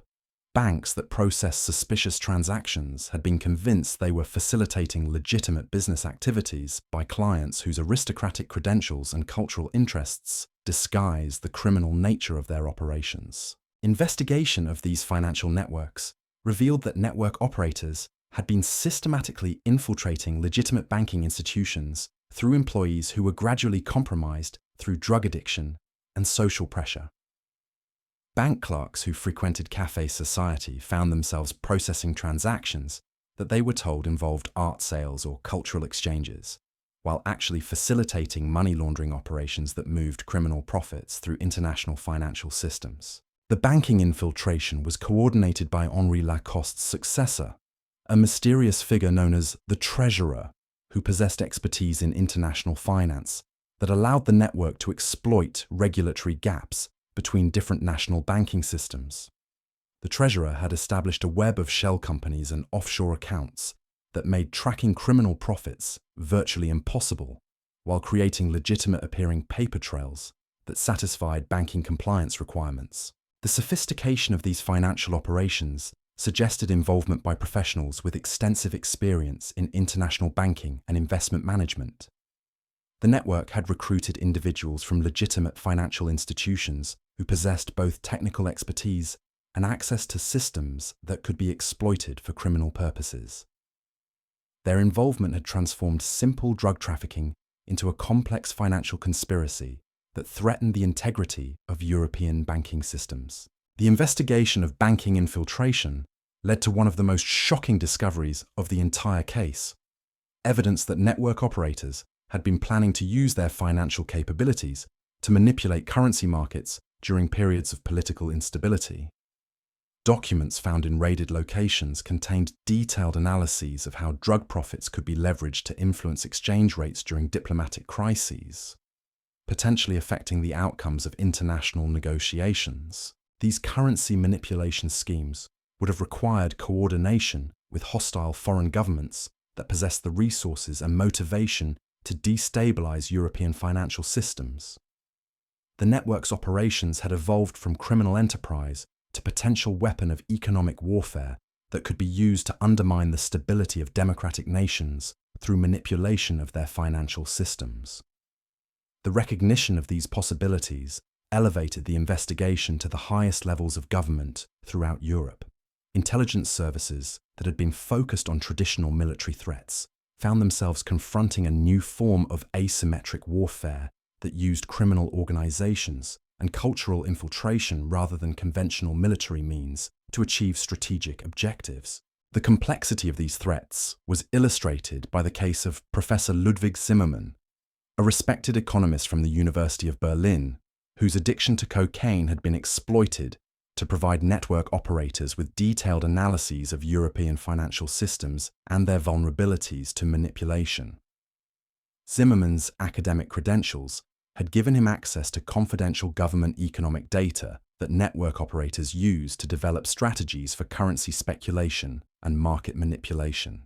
Zimmermann's recruitment had followed the familiar pattern of gradual compromise through cultural activities, but his case revealed how network operators had learned to exploit intellectual curiosity and academic ambition as effectively as personal trauma or financial desperation. His belief that he was contributing to important economic research had been manipulated to make him complicit in activities that contradicted everything he claimed to believe about honest scholarship and public service. The exploitation of academic institutions represented another dimension of the network's evolution from criminal enterprise to systematic threat against the foundations of civilized society. Universities and research institutions that should have served as sources of objective knowledge and critical thinking had been infiltrated by criminal organizations that used academic credibility to legitimize their activities while gathering intelligence that could be used for illegal purposes. The academic infiltration was particularly dangerous because it threatened the integrity of knowledge systems that democratic societies depended upon for informed decision-making. If criminal organizations could manipulate academic research and expert analysis, they could potentially influence public policy and social attitudes in ways that serve their criminal objectives while appearing to be based on legitimate scholarly authority. Investigation of academic compromise revealed that network operators had been systematically targeting universities and research institutions throughout Europe, identifying scholars whose work could be useful for criminal purposes, and developing strategies for recruitment that exploited academic culture and professional incentives. The targeting was so systematic that investigators suspected coordination by intelligence professionals who understood how to exploit academic institutions for strategic advantage. The academic infiltration schemes were coordinated by an individual known as the scholar, whose identity remained hidden but whose influence was evident in the sophisticated techniques used to compromise researchers and manipulate academic institutions. The scholar possessed intimate knowledge of academic culture and scholarly communication networks that suggested either extensive university experience or professional training in intelligence operations targeting academic institutions. Under the scholar's guidance, network operators had developed techniques for influencing academic research that could shape public understanding of issues relevant to their criminal operations. Scholars who had been compromised through drug addiction or financial pressure found themselves producing research that supported policy positions favorable to criminal organizations while believing they were engaged in objective academic inquiry. The manipulation of academic research was particularly insidious because it exploited the trust that democratic societies placed in scholarly expertise and scientific methodology. Citizens who relied on academic authority to inform their political and social decisions were unknowingly influenced by research that had been corrupted by criminal organizations seeking to advance their illegal objectives. The discovery of academic manipulation created a crisis of confidence in intellectual institutions that extended far beyond the immediate participants in network activities. If respected scholars could be manipulated into producing corrupted research, how could society distinguish between legitimate knowledge and criminal propaganda disguised as academic authority? These questions became practically urgent as the investigation revealed that network-influenced research had been used to support policy positions that would have benefited criminal organizations while appearing to be based on objective scholarly analysis. Academic papers that advocated for reduced law enforcement funding, liberalized drug policies, and weakened financial regulations had been produced by scholars who were unknowingly serving criminal interests while believing they were advancing legitimate intellectual and policy goals. The extent of academic compromise was illustrated by the case of Dr. Margaret Thornfield, a respected criminologist from Cambridge University whose research on drug policy had been systematically influenced by network operators who provided her with funding, research subjects, and data that supported conclusions favorable to their criminal objectives.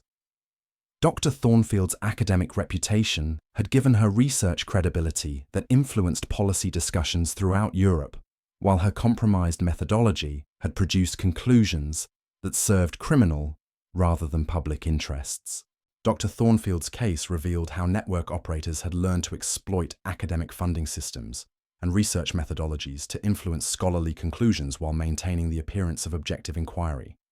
Her addiction to heroin, which had developed through her research into drug use patterns, had made her dependent on network cooperation for continued access to research subjects and data sources that were essential for her academic career. The manipulation of Dr. Thornfield's research had been so sophisticated that she never recognized how her scholarly objectivity had been compromised by her personal addiction and professional dependence on criminal organizations. Her belief that she was conducting important research that would inform humane drug policies had been manipulated to produce academic authority for positions that actually served criminal interests rather than public welfare. The revelation that respected academic research had been corrupted by criminal manipulation created a scandal that reverberated throughout European intellectual communities. Universities that had prided themselves on scholarly independence found themselves questioning whether their research had been compromised by criminal organizations that understood how to exploit academic culture and professional incentives. The academic scandal also revealed how network operators had been planning to use corrupted research to influence public policy discussions that could affect law enforcement capabilities and regulatory frameworks. Academic papers that advocated for policies favorable to criminal organizations had been strategically published and promoted to influence political debates about crime, drugs, and financial regulation. These influence operations represented a form of intellectual warfare that could potentially undermine democratic decision-making by corrupting the knowledge systems that informed public policy.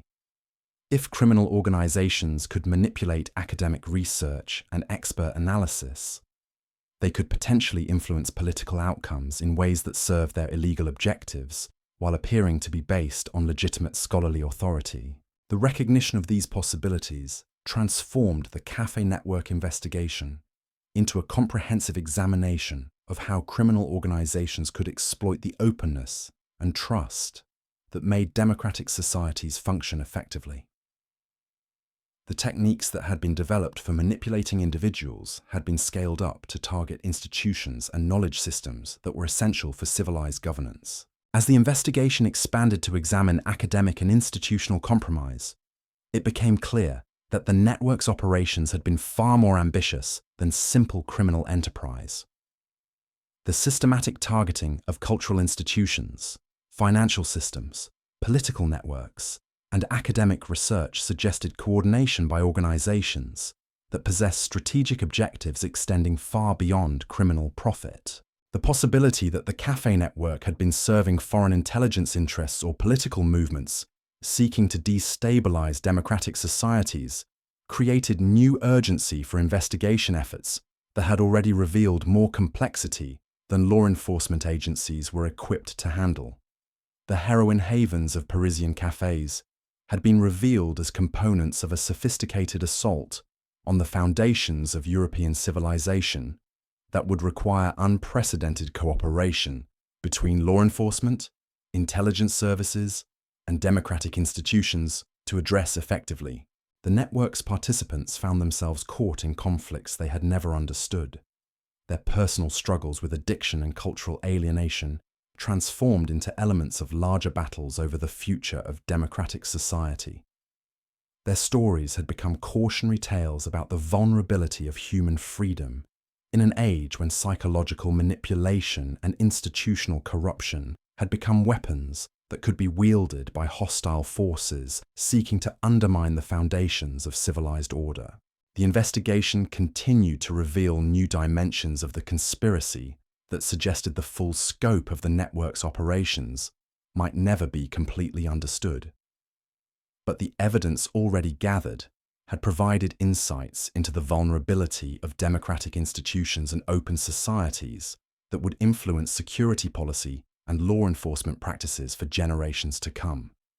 The bohemian cafes, where artists had sought inspiration through chemical enhancement, had been revealed as laboratories for techniques of social manipulation and institutional corruption that would echo through history long after the last participant had faced justice for their role in one of the most sophisticated threats to democratic civilization in the modern era. The spring of 1929 brought revelations that would forever change how European societies understood the relationship between cultural freedom and national security. The cafe network had demonstrated that the very openness and tolerance that made democratic civilization worth preserving could be systematically exploited by hostile forces seeking to destroy the foundations of free society from within. Understanding and addressing these vulnerabilities would become one of the defining challenges of the 20th century, as democratic nations struggled to preserve their values while defending against enemies who had learned to weaponize the trust and freedom that made those values possible. The investigation had reached a critical juncture when Detective Inspector Bertrand received an encrypted telegram from London that would transform everything he thought he understood about the cafe network's true purpose.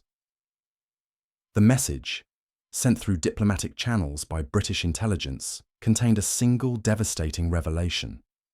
The network's operations were being replicated simultaneously in 12 major European cities, suggesting coordination by an organization far more sophisticated than anyone had imagined.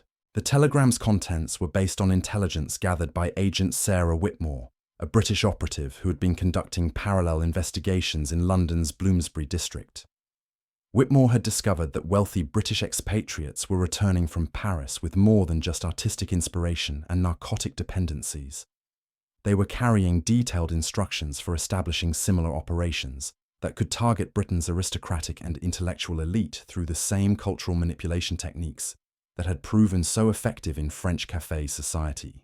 Agent Whitmore's investigation had begun when Lord Pemberton's youngest son, Charles, had died of a heroin overdose in his Mayfair apartment surrounded by paintings that subsequent analysis revealed were worthless forgeries purchased for astronomical sums. Charles's death had initially been dismissed as another tragic example of aristocratic excess, but Whitmore's examination of his financial records revealed transaction patterns that mirrored those discovered in the Parisian investigation. Charles had spent the previous 18 months travelling between Paris and London, ostensibly pursuing his interests in avant-garde literature and experimental theatre.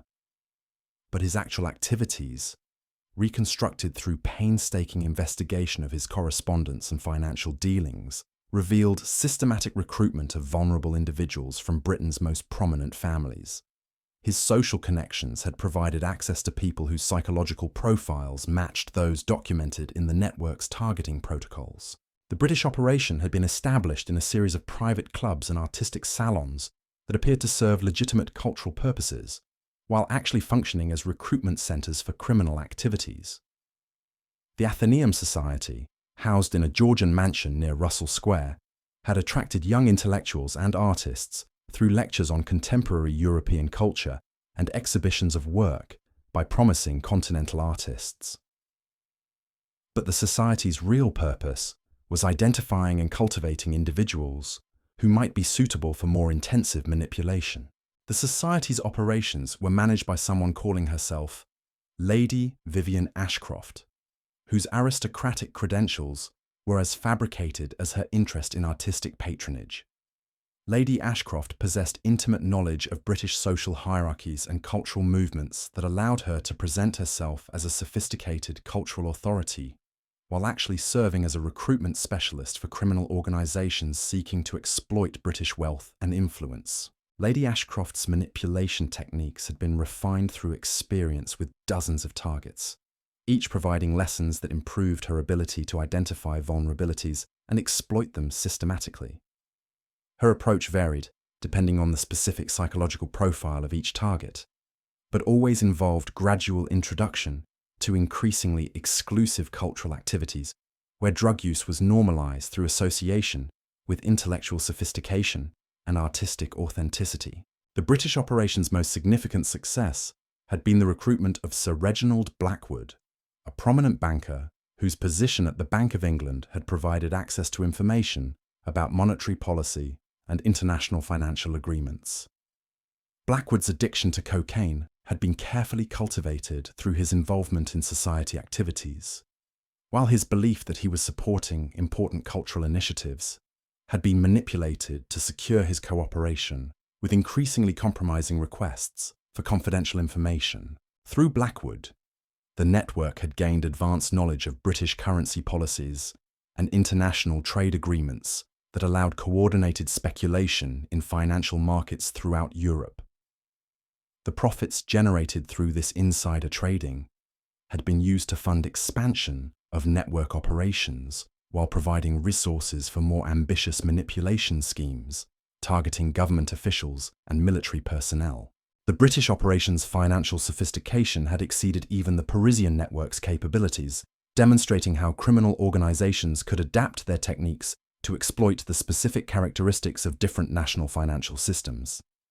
The coordination required for simultaneous market manipulation across multiple countries suggested involvement by organizations that possessed both criminal expertise and strategic intelligence capabilities that extended far beyond simple profit motives. Agent Whitmore's investigation had also revealed connections between the British operation and political movements that were seeking to undermine public confidence in democratic institutions through systematic corruption of cultural and intellectual leadership.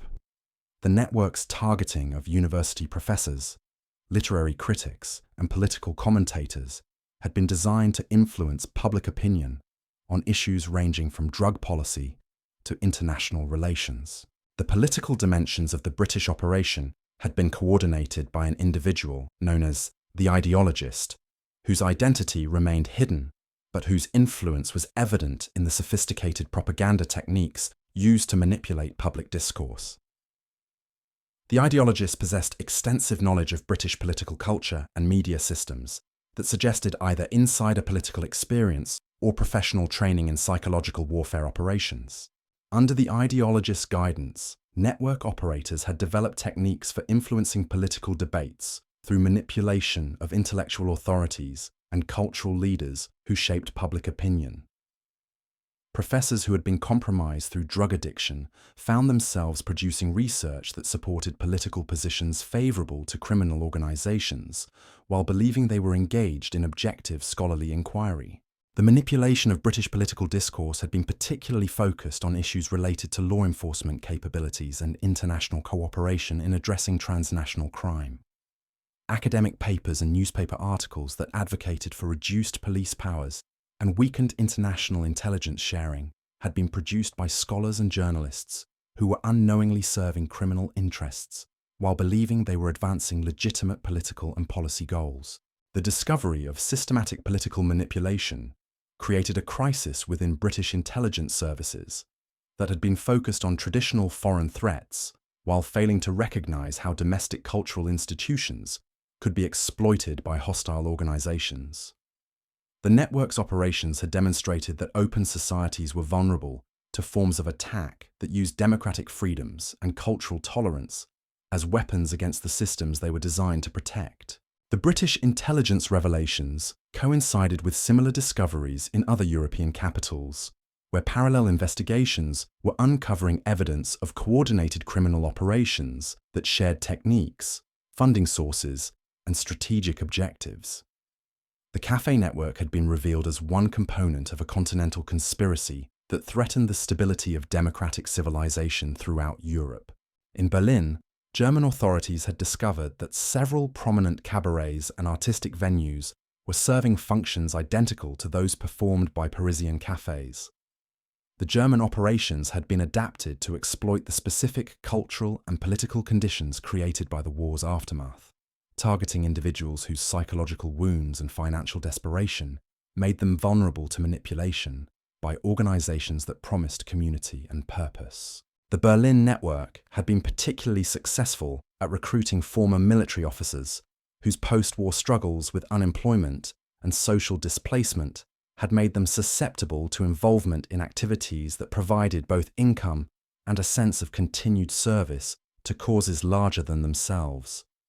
These veterans possessed knowledge of military systems and government operations that was valuable to criminal organizations seeking to influence political developments or gather intelligence for foreign buyers. Colonel Ernst Müller exemplified the tragic exploitation of military veterans by criminal organizations that understood how to weaponize their service orientation and leadership capabilities. Müller had commanded a regiment during the war's final campaigns, earning decorations for courage under fire and developing deep loyalty to subordinates who had served under impossible conditions. His post-war transition to civilian life had been catastrophic, as the skills that made him an effective military leader proved useless in a peacetime economy that had little use for former officers. Müller's recruitment by the Berlin network had exploited his desperate need for purpose and his loyalty to former comrades who were struggling with similar post-war adjustment difficulties. Network operators had convinced him that his involvement in their activities was serving the interests of veterans who needed financial support and meaningful work opportunities. His belief that he was helping fellow soldiers had been manipulated to secure his cooperation with increasingly criminal activities. Through Müller's military connections, the network had gained access to weapons, transportation capabilities, and operational expertise that transformed their criminal activities into something resembling paramilitary operations. The systematic targeting of government officials and business leaders had been conducted with military precision that made traditional law enforcement responses inadequate for addressing the scope and sophistication of the threat. The militarization of criminal operations represented a new form of threat that existing law enforcement agencies were poorly equipped to address. Police departments that were organized to handle civilian crime found themselves confronting organizations that possessed military training and equipment while operating under the cover of cultural and artistic activities that made aggressive enforcement responses politically difficult. The complexity of these military criminal connections was illustrated by the case of Captain Hans Weber, a former intelligence officer whose post-war involvement in network operations had been motivated by his belief that he was serving German national interests through intelligence gathering and political influence operations. Weber's military training had made him valuable for planning and executing sophisticated criminal schemes, while his intelligence background had provided techniques for maintaining operational security and avoiding law enforcement detection. Weber's case revealed how network operators had learned to exploit patriotic motivations and national loyalties to recruit individuals whose skills and connections could advance criminal objectives while appearing to serve legitimate political purposes. His involvement in activities that he believed were advancing German interests had actually served the purposes of international criminal organizations that had no loyalty to any particular nation or political system. The exploitation of patriotic motivations represented another dimension of the network's psychological manipulation capabilities, demonstrating how criminal organizations could weaponize the highest human ideals to achieve the lowest criminal purposes. Veterans who had sacrificed everything for their countries found themselves betraying those same countries while believing they were continuing their service to causes they held sacred. The pattern of veteran exploitation was repeated throughout Europe, where similar criminal networks had identified former military personnel as ideal targets for recruitment due to their combination of operational capabilities, psychological vulnerabilities, and social displacement. The systematic targeting of veterans represented a form of warfare against the military institutions that democratic societies depended upon for their defense. In Vienna, Austrian authorities had discovered that network operations had been specifically designed to exploit the collapse of the Habsburg Empire and the social chaos that had followed the dissolution of traditional political and cultural institutions. The targeting of displaced aristocrats and former government officials had been coordinated with broader strategies for destabilizing the new Austrian Republic through corruption of its emerging democratic institutions.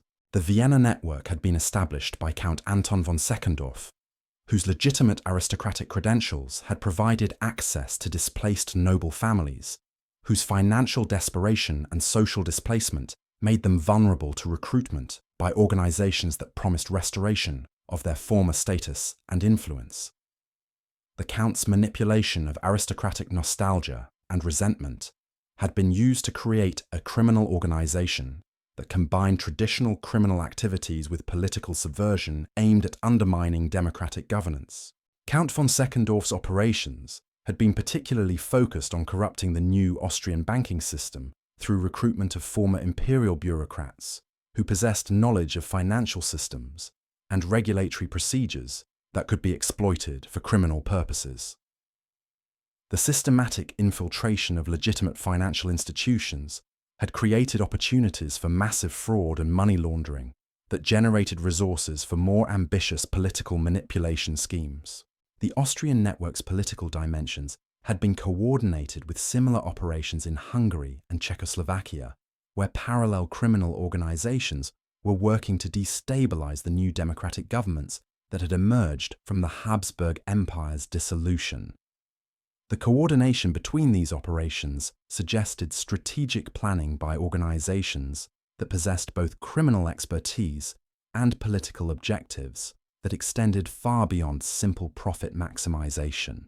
The revelation of coordinated political subversion throughout Central Europe created alarm within the new democratic governments that had struggled to establish legitimacy and stability in the aftermath of imperial collapse. The network's operations had exploited the very political transitions that were supposed to create more democratic and responsive governance, using the chaos of political change to establish criminal influence over emerging institutions. The scope of political manipulation was illustrated by the case of Dr. Franz Moravec, a respected economist who had been recruited to serve in the new Czechoslovak government's finance ministry while secretly providing information to network operators who used his insider knowledge to manipulate currency markets and government bond prices. Moravec's belief that his involvement in network activities was serving Czech national interests had been systematically exploited to secure his cooperation with schemes that actually weakened the new nation's financial stability. Moravec's case revealed how network operators had learned to exploit nationalist sentiments and political idealism to recruit individuals whose positions in government provided access to information and influence that could be used for criminal purposes. His involvement in activities that he believed were advancing Czech independence had actually served the interests of international criminal organizations that profited from political instability and institutional corruption. The exploitation of political idealism represented perhaps the most insidious aspect of the network's manipulation techniques, demonstrating how criminal organizations could corrupt the democratic processes that were essential for legitimate governance. Officials who had dedicated their lives to public service found themselves betraying the public trust while believing they were serving higher purposes that justified their involvement in increasingly compromising activities. The pattern of government infiltration was repeated throughout Europe, where network operators had systematically targeted the emerging democratic institutions that were replacing the imperial and monarchical systems destroyed by the war. The timing of these recruitment efforts suggested coordination by organizations that understood how to exploit the vulnerabilities created by political transition and institutional instability. By the summer of 1929, the investigation had revealed a conspiracy of such scope and sophistication that it challenged fundamental assumptions about the nature of crime and the capabilities of criminal organizations. The Cafe network had been revealed as one component of a continental criminal enterprise that combined traditional illegal activities with systematic attacks on the cultural, financial, political, and military institutions that supported democratic civilization. The network's participants had become unwitting soldiers in a war against the foundations of free society. Their personal struggles with addiction and alienation transformed into weapons that could be used to undermine the very systems that should have provided them with security and opportunity. Their stories had become cautionary tales about the vulnerability of human nature and democratic institutions to systematic manipulation by organizations that possessed both criminal ruthlessness and strategic intelligence capabilities. The investigation's revelations had created unprecedented challenges for law enforcement and intelligence agencies that were organized to address traditional threats while lacking capabilities for confronting criminal organizations that operated across national boundaries and exploited cultural and political freedoms for strategic purposes. The network's success had demonstrated that democratic societies needed new approaches to security that could preserve their openness while defending against enemies who had learned to weaponize the trust and freedom that made democratic life possible. As authorities throughout Europe struggled to comprehend the full scope of the conspiracy they had uncovered, one fact became increasingly clear. The heroin havens of Parisian cafes had been far more than criminal enterprises or artistic gathering places. They had been laboratories for developing techniques of psychological warfare and social manipulation that would continue to threaten democratic civilization long after the last participant had been brought to justice and the final cafe had been shuttered forever. The network's legacy would extend far beyond the immediate participants in its criminal activities, influencing how democratic societies understood and defended against threats that exploited their greatest strengths as weapons for their destruction. The bohemian dreams that had drawn so many vulnerable souls into the network's web had been revealed as nightmares that threatened to consume not just individual lives, but the entire civilization that had made those dreams seem possible. In the shadowy corners of those smoke-filled rooms where needles passed between trembling fingers and artistic ambitions dissolved into chemical dependency, a new form of warfare had been born. The battle for the soul of European civilization would continue long after the cafes fell silent, fought not with conventional weapons, but with the more insidious tools of psychological manipulation and cultural corruption that the network had perfected through years of experimentation on some of history's most vulnerable and idealistic individuals. The investigation had revealed that the true target of the network's operations had never been simply money or drugs, but something far more precious: the trust, creativity, and idealism that made democratic civilization worth preserving. Understanding how these qualities had been systematically exploited and corrupted would be essential for protecting future generations from similar threats, while maintaining the cultural freedom and social openness that remained essential for human flourishing in an increasingly complex and dangerous world.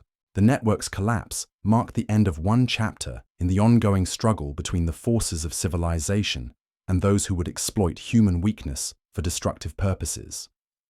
But the techniques and insights that had been developed through the systematic manipulation of cafe culture would continue to influence criminal organizations and hostile governments throughout the 20th century and beyond, creating challenges that democratic societies would struggle to address while preserving the values that made their way of life worth defending. The heroin havens had been closed, their participants scattered to rehabilitation centers, prisons, or early graves. But the knowledge of human vulnerability that had been gained through their operation would live on, a dark legacy of one of history's most sophisticated attempts to weaponize art, culture, and human creativity in service of forces that sought to destroy everything those qualities were meant to celebrate and preserve. The struggle to defend democratic civilization against such threats would continue, informed by a hard-won understanding of how easily human nature could be exploited by those who possess both the will and the knowledge to transform society's greatest strengths into instruments of its potential destruction.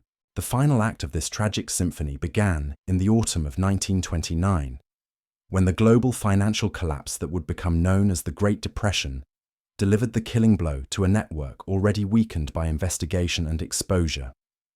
The stock market crash of October sent shockwaves through the wealthy families whose trust funds and investments had sustained the cafe operations, while the economic chaos that followed created conditions that made the network's sophisticated financial manipulations impossible to maintain. Lady Catherine Pembroke, whose cooperation with Detective Inspector Bertrand had helped expose the network's aristocratic connections, found herself facing a different kind of devastation as her family's textile fortune evaporated along with millions of other investments. The inheritance that had made her such an attractive target for network operators no longer existed, leaving her to confront both her addiction and her exploitation without the financial resources that had once seemed to guarantee her security. Catherine's recovery took place in a small clinic outside London, where she spent months learning to distinguish between the authentic relationships she was building with other patients and the manipulated connections that had defined her Paris experience. The process was complicated by her realization that some of her most treasured memories of artistic discovery and intellectual growth had been systematically manufactured by people who viewed her as nothing more than a source of revenue. The psychological damage extended far beyond simple addiction. Catherine had to reconstruct her entire understanding of art, culture, and human relationships after discovering that her most profound experiences had been orchestrated by criminals who understood exactly which emotional buttons to push to maintain her compliance. The paintings she had purchased with such pride were revealed to be worthless forgeries, but more devastating was the recognition that her emotional responses to them had been genuine, even though the circumstances of their acquisition had been entirely false. Catherine's recovery became a model for treating other network survivors who struggled with similar challenges. Traditional approaches to addiction treatment proved inadequate for addressing the complex psychological manipulation that had characterized their experiences. These individuals needed to learn not just how to live without drugs, but how to trust their own judgment and emotional responses after years of systematic deception. The treatment approach developed for network survivors incorporated techniques that would later influence therapeutic methods for treating victims of other forms of psychological manipulation and coercive control. The recognition that addiction could be weaponized as part of broader manipulation schemes created new understanding of how criminal organizations could exploit human vulnerability for purposes that extended far beyond simple financial gain. Dr. Edmund Whitfield, a psychiatrist who worked with network survivors at a facility in Switzerland, documented patterns of psychological damage that he termed manufactured dependency syndrome. His patients had been systematically conditioned to associate their most meaningful experiences with situations controlled by their manipulators, creating forms of psychological bondage that persisted long after the physical addiction had been addressed. Dr. Whitfield's research revealed that network operators had developed sophisticated understanding of human psychology that allowed them to create artificial emotional dependencies that were often more powerful than chemical addiction. Patients who successfully overcame their drug dependencies often continued to crave the social connections and cultural experiences that had been provided through network participation, even after understanding that those connections had been deliberately manufactured for exploitative purposes. The challenge of treating manufactured dependency syndrome required therapeutic approaches that helped patients develop authentic relationships and genuine cultural interests, while processing the trauma of discovering that their most cherished experiences had been systematically fabricated. The process often took years and required careful attention to preventing patients from simply replacing their network dependencies with new forms of artificial connection. Jean-Baptiste Moreau's recovery exemplified both the possibilities and limitations of treatment for network survivors. His cooperation with authorities had earned him access to experimental treatment programs that combined medical intervention for his heroin addiction with psychological therapy, designed to address the manipulation he had experienced. But his artistic career faced challenges that extended far beyond his personal recovery. The paintings Jean-Baptiste had created while using heroin possessed qualities that critics and collectors found compelling. But his work produced during recovery lacked the otherworldly intensity that had made his addicted period seem so artistically significant. This created a cruel dilemma. His best work had been produced under conditions that were destroying his life, while his healthiest periods produced art that seemed mundane by comparison. Jean-Baptiste's struggle with this artistic dilemma became a subject of intense debate within recovery communities and legitimate art circles. Some argued that his heroin-influenced work should be celebrated as authentic artistic expression that happened to emerge from tragic circumstances. Others contended that celebrating art produced through criminal exploitation perpetuated the romanticization of addiction and manipulation that had made network recruitment possible. The debate reflected broader questions about how society should evaluate cultural achievements that emerged from destructive or exploitative circumstances. If genuine artistic innovation had resulted from systematic criminal manipulation, how should that innovation be understood and preserved? Could the artistic value be separated from the criminal context? Or did acknowledging the art's significance somehow validate the methods used to produce it? These questions became practically urgent as legitimate galleries and collectors struggled to determine how to handle network-associated artworks that had been seized during the investigation. Some pieces possessed genuine artistic merit that had been recognized by critics who were unaware of the criminal circumstances surrounding their creation. Others were revealed to be mediocre works whose perceived value had been artificially inflated through the manipulation of buyers, whose judgment had been compromised by addiction and psychological manipulation. The art market's response to network-associated works created a new category of cultural artifacts whose value was complicated by their association with criminal activity.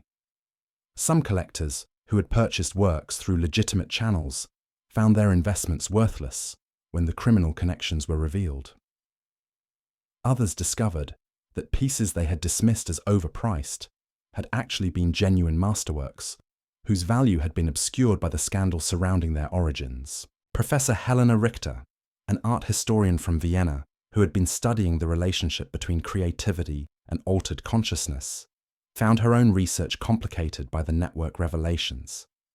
Her academic work had suggested that certain forms of drug use could enhance artistic creativity, but the discovery that systematic criminal exploitation had influenced many of the works she had studied forced her to reconsider her conclusions about the relationship between chemical enhancement and authentic artistic expression. Professor Richter's dilemma reflected challenges faced by scholars throughout Europe who had been studying cultural movements and artistic innovations that were later revealed to have been influenced by criminal manipulation.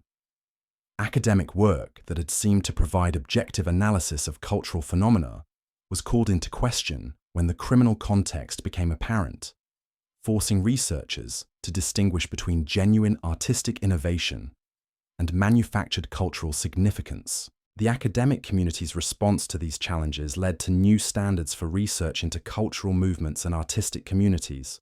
Scholars developed techniques for identifying potential criminal influence in cultural phenomena, while academic institutions established protocols for addressing research that might have been compromised by criminal manipulation of subjects or data sources. The broader cultural impact of the network's exposure extended far beyond academic circles. The revelation that sophisticated criminal organizations could systematically exploit artistic communities created suspicion about avant-garde cultural movements and experimental artistic practices. Public support for arts funding and cultural institutions declined as taxpayers questioned whether their money might be supporting activities that could be infiltrated by criminal organizations. This cultural backlash had devastating effects on legitimate artists and cultural institutions that had no connection to network activities. Experimental theatres, avant-garde galleries, and innovative cultural programs found themselves facing reduced funding and public suspicion simply because they represented the kinds of activities that criminal organizations had learned to exploit for their own purposes. The backlash was particularly severe in Paris, where the café culture that had given the city its reputation for artistic innovation became associated with criminal exploitation and social destruction. Tourism declined as visitors who had once been attracted by Paris's bohemian atmosphere began to view the city's cultural offerings with suspicion and fear.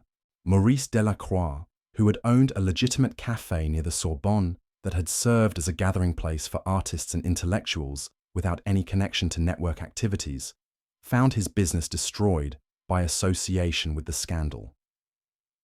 Customers who had once appreciated his establishment's authentic bohemian atmosphere now viewed any café that attracted artists as potentially dangerous, forcing him to close a business that had operated successfully for 15 years. Maurice's experience reflected the broader damage that the network's activities had inflicted on legitimate cultural institutions and businesses throughout Paris. The systematic exploitation of café culture had created suspicion about authentic cultural activities that made it difficult for legitimate operators to maintain their businesses or attract customers who might be associated with artistic communities. The economic impact extended beyond individual businesses to affect entire neighborhoods that had been associated with artistic and intellectual culture. Property values declined in areas like Montmartre and Montparnasse, as the romantic associations that had attracted residents and visitors were replaced by concerns about criminal activity and social danger. The neighborhood decline was accelerated by the departure of legitimate artists and intellectuals who found themselves unable to pursue their work in environments that had become associated with criminal exploitation.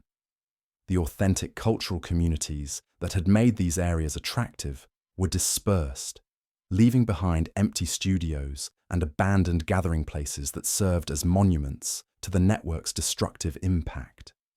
The heroin havens of 1920s Paris had finally fallen silent, but their echoes would reverberate through history for decades to come.